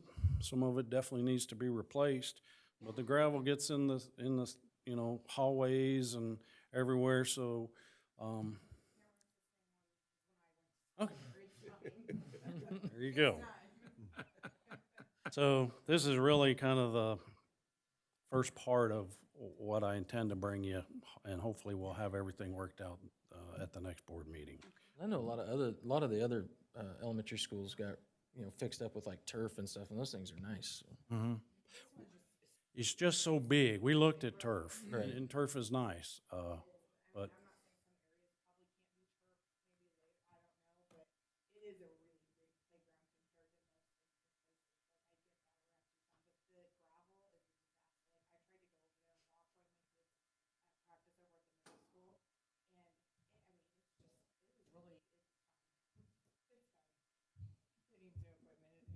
Well, for the record, my grandchildren, who are my playground testers, that was their favorite part, was the gravel. But I think everybody else wants it to go, so. Speaking on their behalf. So. I second. We've got a motion by Jamie and a second by Tammy. All in favor? Aye. Aye. 6-0. Okay, I think this is the last one I have this go around. So, kind of that's not a long story, but some of the elementary schools, something that's very important to them is getting projectors into their gyms. And that's something that's been very important to Dr. Monfort and Sunnyside. And so he used his own discretionary funds to actually purchase the projector itself. You know, he did not have enough money to finish the whole project. He did a great job managing his budget, and unfortunately, though, he spent good money on something that he can't use because he doesn't have the full system yet. So I just thought it would be good. We had the funds in bilingual and in at-risk. We have some surpluses there, and this qualifies. So just trying to optimize the excess funds that we had, and, you know, kind of reward him for his diligence and managing what he had, and kind of making some priorities. One thing I tried to do with all the principals last summer is go around and talk to them about their budgets and the things that are most important to them. And, you know, some had smart boards on the top of their list, some playground equipment. You know, this projector was on his list, and a couple drinking fountains. So hopefully we'll take care of those as well. But so anyways, that's how that came to pass. This one, I can't remember where it honestly fell on the list, if it was for this year or farther down the road. But he's been sitting where he's sitting for a year now, and it would be nice if he could come in next school year and actually use something that he's already put his money out for to make a purchase. So wanted to put this before you and request those funds to be split how you see here. It's $21,975, $16,975 will come out of bilingual, and the other $5,000 out of at-risk.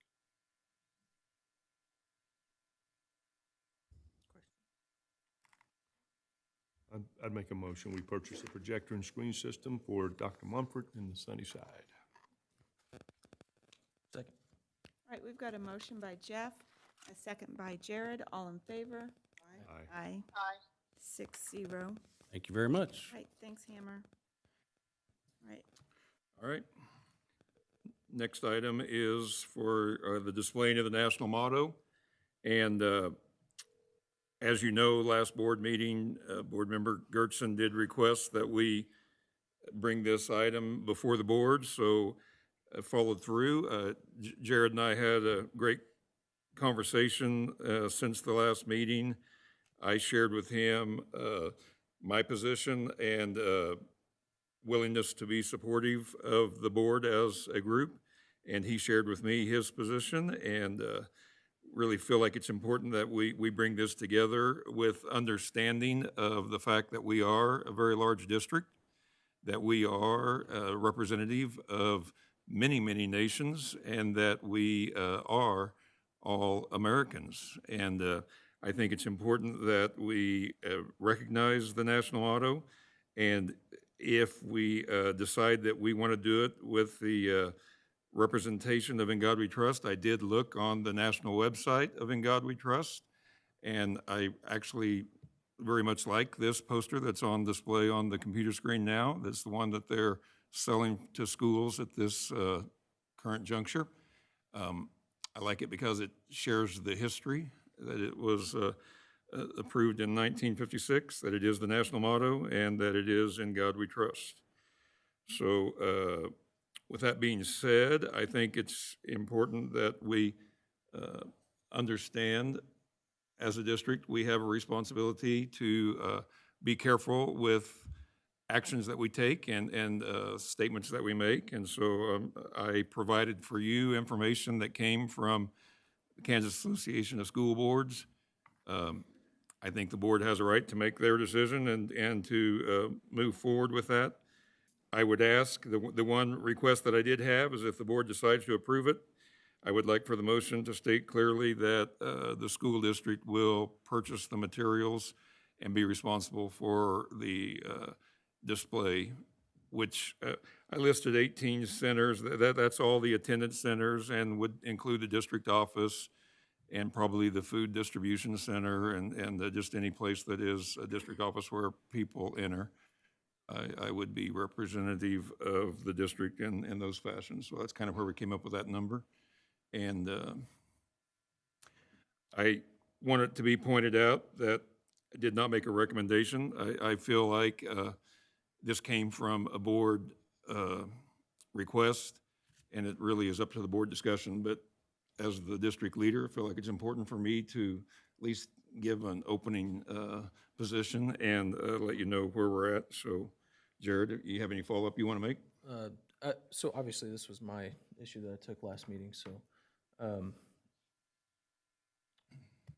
we are a divided country, and we are a country, thank goodness, that was founded on biblical principles. And while people will, this will be contested, I'm sure. But thank goodness for them that we have a constitution that allows them to be able to do that. But people need to understand that our founders founded this country on biblical principles, giving us God-given inalienable rights of life, liberty, and the pursuit of happiness. So while it gives them those constitutional rights to not accept that, they can't deny that we are founded on those principles. So that if there is some kind of contention, the First Amendment does not say anything about church and state. The Declaration of Independence doesn't say anything about church and state. It says Congress shall make no law respecting an establishment of religion. We're not asking anybody to follow a particular religion. We're asking them to follow America. That would be my stance.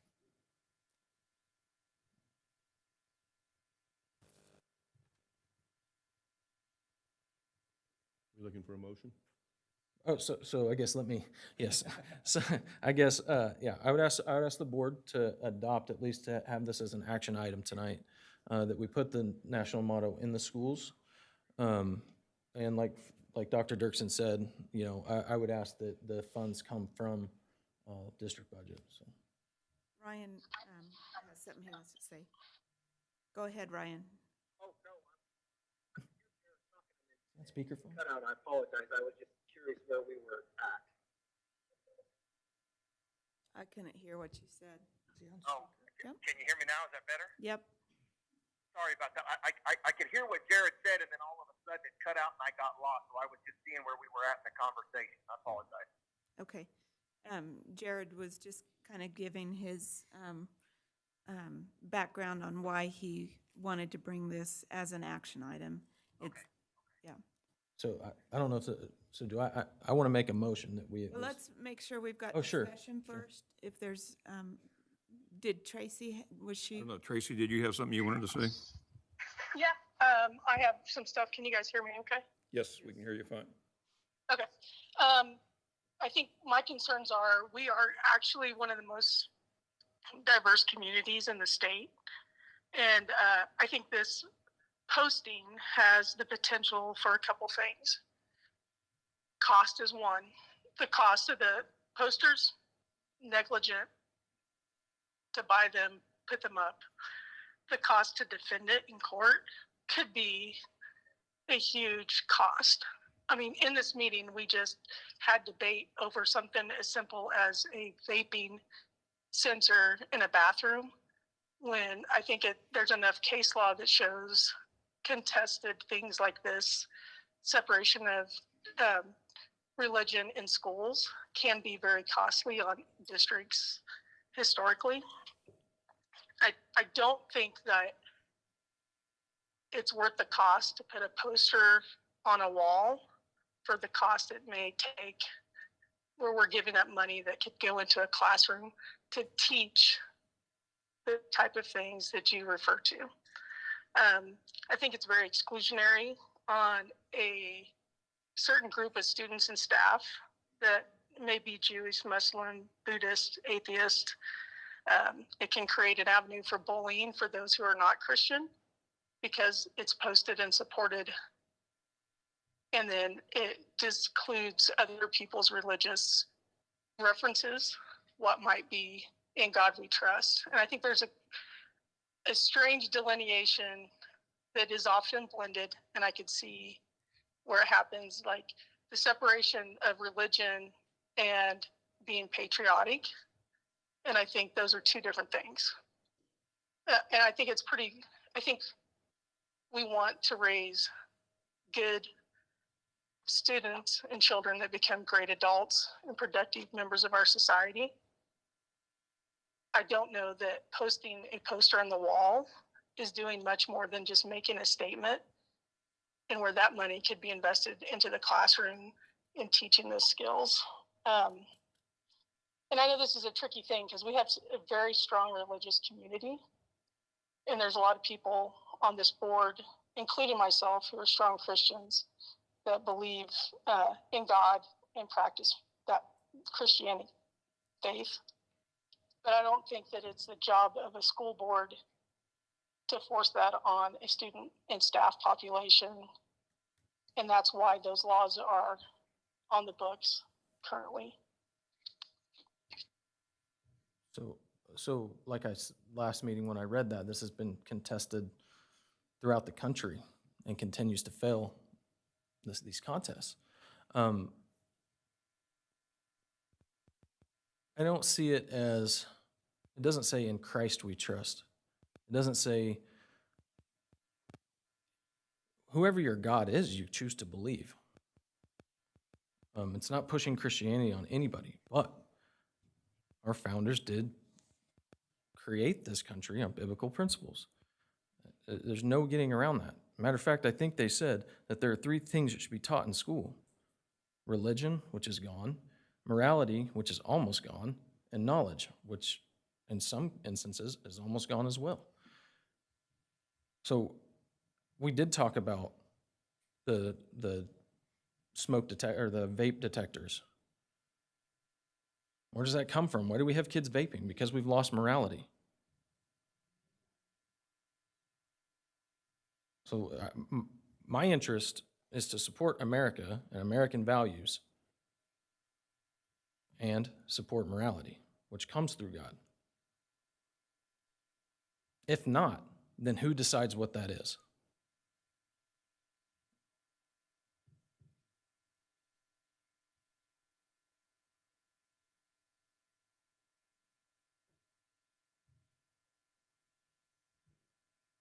I feel like it's our job as a board. We are elected on behalf of the people, and that's the way I take my job, is we are elected on behalf of the people of Dodge City. And I know I've had a lot more email, phone calls in support of this than I have against it. So to me, that it makes it pretty easy because we're elected based on what the people want.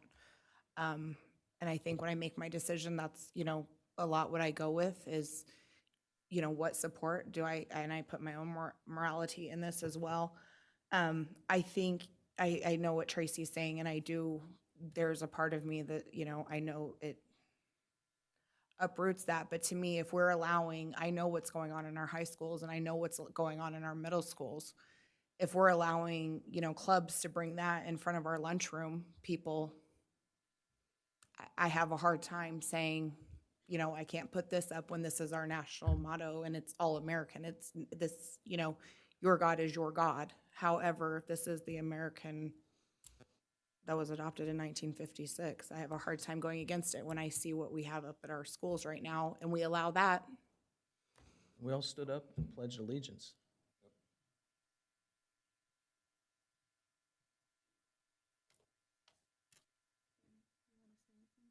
Well, my concern, I mean, I'm a Christian, I've been a Christian for a long time, and so my concern is promoting one religion. I mean, that people would see it as promoting one religion over another religion. And that can make a difference of then other people coming and saying, I want this in the school, and I want this in the school, and I want this in the school. And so that's my only concern, is that. As far as I know, we do. If we have Muslim students, they're allowed to do prayer time at their prayer time. Nobody's restricted. And nobody's forced to believe in any of this. That's the beauty of our country. You don't have to believe. I'll just say this. It says U.S. national motto established 1956. It's our national motto until somebody unestablishes it.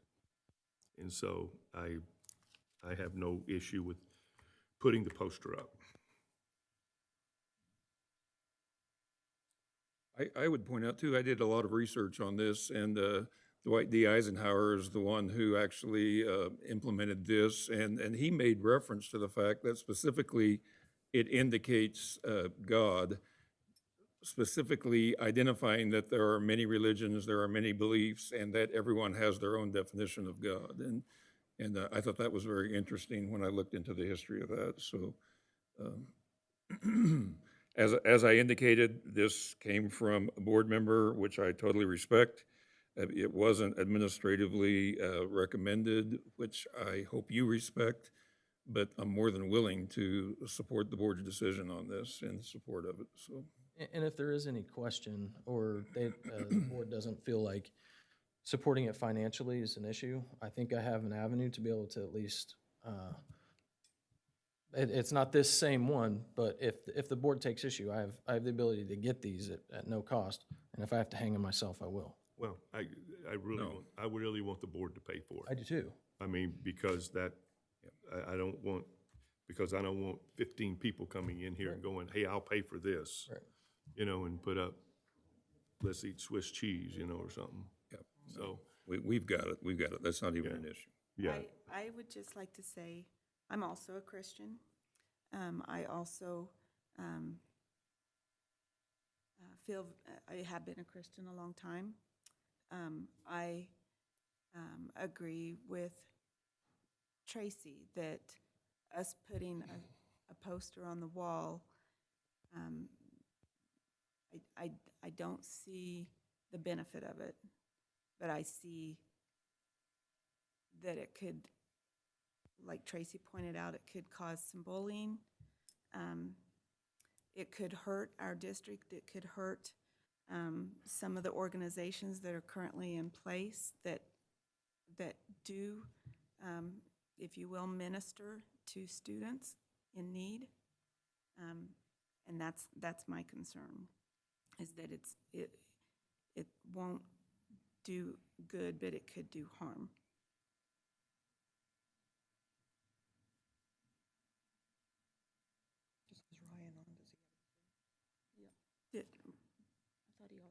Ryan, did you have anything you wanted to say? Ryan?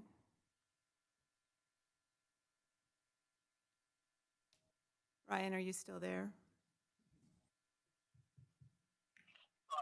I'm still here. Yeah, I can hear the vast majority of what was said. So, in light of trying to wax eloquently over the phone, and I'm sure you can probably hear the background noise. Lisa, I see both sides of the issue. I appreciate the opposite views, if you will, but I am in support of posting the model. Okay. I would entertain a motion.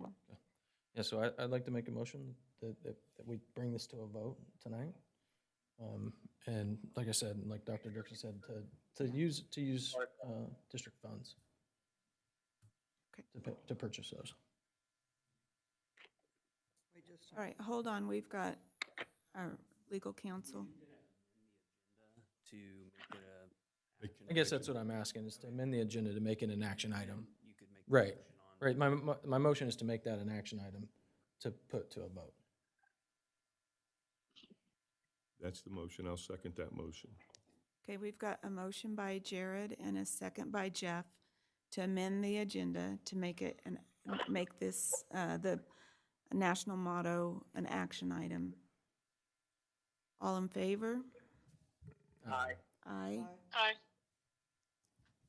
So the vote to change it to an action item is 6-0. Sorry, did you vote, Ryan? I did. I said aye. Okay, 7-0.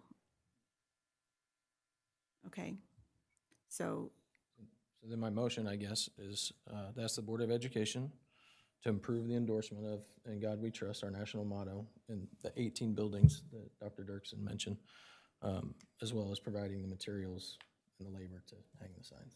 I think just a distinction, you're saying endorse or display? Display, sorry.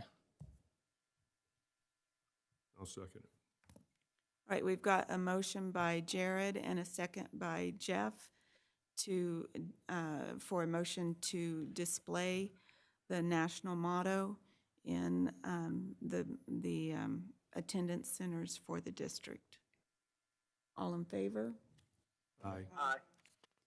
1, 2, 3, 4, 6. Did Ryan did. Ryan? hear me? So 5, Yes, all aye. opposed? Aye. So the motion passes 5-2. Okay, we've got Board of Education member district responsibilities, Park and Rec Advisory Board. Jared or Ryan, nothing? Actually, gosh, either tomorrow or Wednesday. I think maybe Thursday. This week, I would say that. Okay. All right. Bright Beginnings and Head Start. Jamie, do you have anything?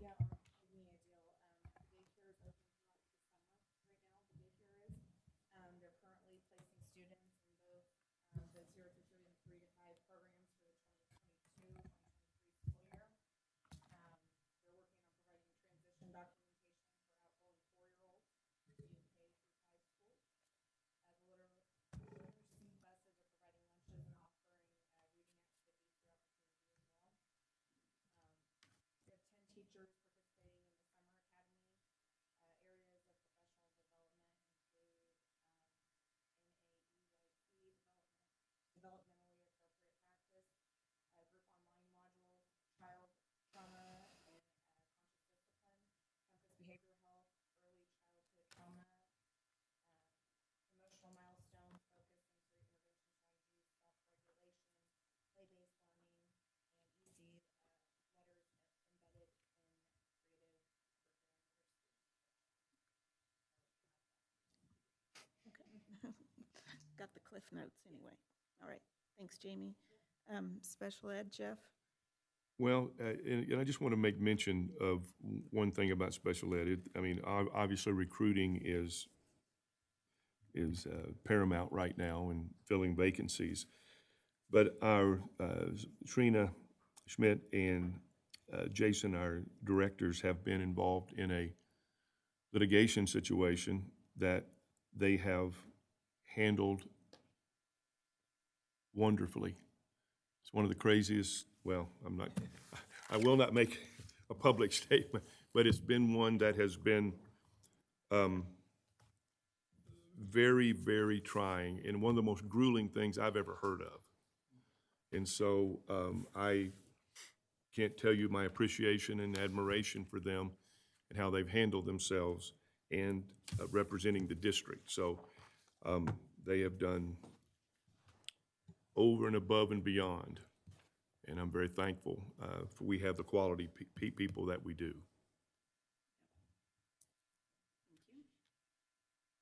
Legislative, Dr. Dirksen, do you have anything on that end? Well, I do. Thursday is the budget workshops. Many from the business office are going to that. I also am going to that. One of the first parts, Hammer and I found out today, the first part of the session involves a legislative update.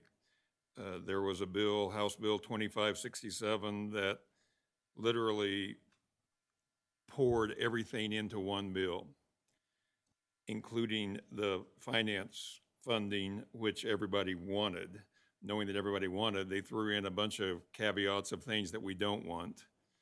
However, sometimes you have to take the good with the bad and deal with it, and that's what ended up happening in this legislative session.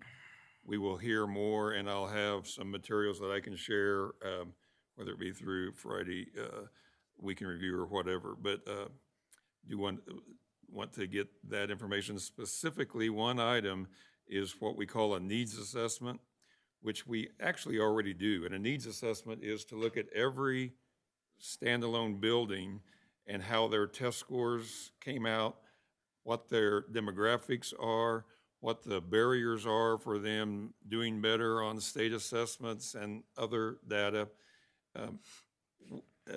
Dr. Springston has done a great job of bringing that information to us for the last 4 years. However, now it has to be in a form that is also put on the website for the school district.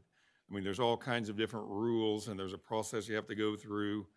And the good news is it's nothing that we haven't been doing. The bad news is we got to figure out how to meet the requirement because there is somebody out there watching to make sure that everybody does it the right way. So I'll be attending that Thursday along with many others from our district. And it all ties into formulating the budget for next year. Thank you. Capital outlay, we saw a lot of that tonight, so you don't have anything to add to that. And that's neat how it ties together and it all serves a purpose. So I appreciate that and the comments as well. So. Calendar committee, okay. And we've got, Tracy, you're down to review district bills prior to the July board meeting. Announcements, we've got from June 6th to June 23rd, the Summer Institute here at the Civic Center. I hear it's going quite well. June 16th is the Long Branch Lagoon Family Night for staff appreciation from 7:30 to 9:30. Board members welcome too. Yes. June 27th will be our second board meeting for the month, and it will be an evening meeting here at 6 o'clock. And then July 11th already is our organizational meeting for the new fiscal year, again at 6 o'clock here in the boardroom. Any items for future board meetings or additional information, anybody? Yeah, we were all sickened by the shooting in Texas and then other shootings. And one of the problems was, I guess, miscommunication or whatever between law enforcement and school district and exactly what happened. And I would just, Sean's done a great job of keeping us informed, but I would really like to hear from the police department and our law enforcement on I came outside my office at the church and walked outside and there's 4 emergency vehicles parked in our parking lot the other day. And I was very happy to see them and glad there was an incident at the high school. But what is our response time? What is, those things and how, God forbid that we get in that situation. But I think it doesn't matter if you're inner city, big city, small city, or whatever, you're susceptible. And so I would just like a better understanding of the coordination we have between all of our entities. and how, and I know you guys have worked on it, but we haven't been informed. And so, from a law enforcement standpoint. So I would really like to hear their thoughts and plans and the training that they're doing. I don't think it would, I mean, if you wanted somebody to come speak at a board meeting, I don't think that would be an issue to have, just to answer any questions that you might have and what that response would look like. And, you know, a lot of it has to do with, you know, personnel, what your staffing level is. Right. At the time, now, obviously, if something like that happens, everybody's dropping what they're doing and they're going. But if you have people who are available, they respond a little bit quicker than somebody's at a hospital or, you know, on scene of a dead body or something like that. So whatever question, I don't think it would be an issue to reach out to the department, have somebody come speak and answer questions. Or I would appreciate that. I think that'd be great. I mean, like maybe Sean could even talk about the Yeah. coordination with the school and how that works a little bit. I think and it could give everybody, you know, peace of mind knowing, you know, what that would look like. Yeah, well, that'd be good. I do too. I'd like an overview of like, you know, when we do the intruder training and, you know, like how often do we do it? When do we do it? Because I know my daughter was saying, I think in the last couple of weeks of school, they were doing it, you know, but I want to make sure we're doing that at the beginning, you know, making it make sense. Also, do we have anything, you know, to other schools our sizes that are doing throughout the state? I feel like I just want to make sure we're up to date with, you know, every protocol that we can do. We'll be glad to help put that together, and I just want to add this so that everybody has a good understanding as we leave tonight. Certainly, I'm not going to make any judgment on the incident that occurred, but I want you to know, even though Uvalde was half the size of Dodge City, a very distinct difference between the two cities themselves is that school district had their own police department. And that police department is the one that is being heavily scrutinized right now. We're very fortunate that we have great cooperation with our Dodge City Police Department as well as our Ford County Sheriff's Office. We do on a regular basis meet and have tabletop discussions.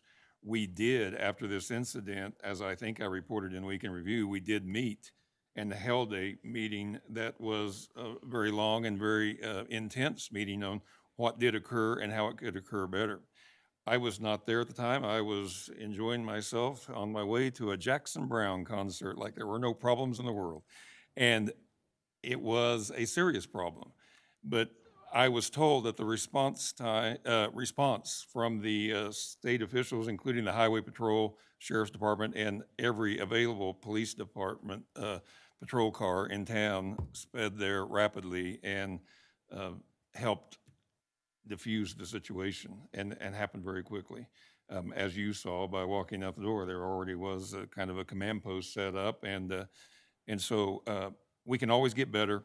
There are things that we learned from that event that we've already talked about because we've had that tabletop discussion right upstairs in one of our conference rooms, and we will continue to do that. But be more than happy with Jared's help to bring the police department in and maybe the emergency manager from Ford County, and of course our very own safety and security director who does an outstanding job, and very proud of the work that he's done because, as you mentioned, Jamie, he is concerned and he is reminding every administrator that you haven't got all of your fire drills in. You need to do that. You haven't done your emergency drill for this month, et cetera. And he stays on top of all that and does an outstanding job. Anything else? All right, we do need an executive session tonight for discussion of negotiations. We need Dr. Dirksen, Clayton Curbs, Jason Scheck, and Hammer Russell. And Hammer Russell. And how much time do we need? 10 minutes. 10 minutes. I make a motion, we go into executive session for 10 minutes. Okay, we've got a motion by Jeff, second by Jamie. All in favor? Aye. 6-0. Thank you, everyone. All right, Tracy, I'll call you back when I get upstairs. You don't need to listen to me walking upstairs. Good thing about Panting as you walk up the Okay, bye. Jason.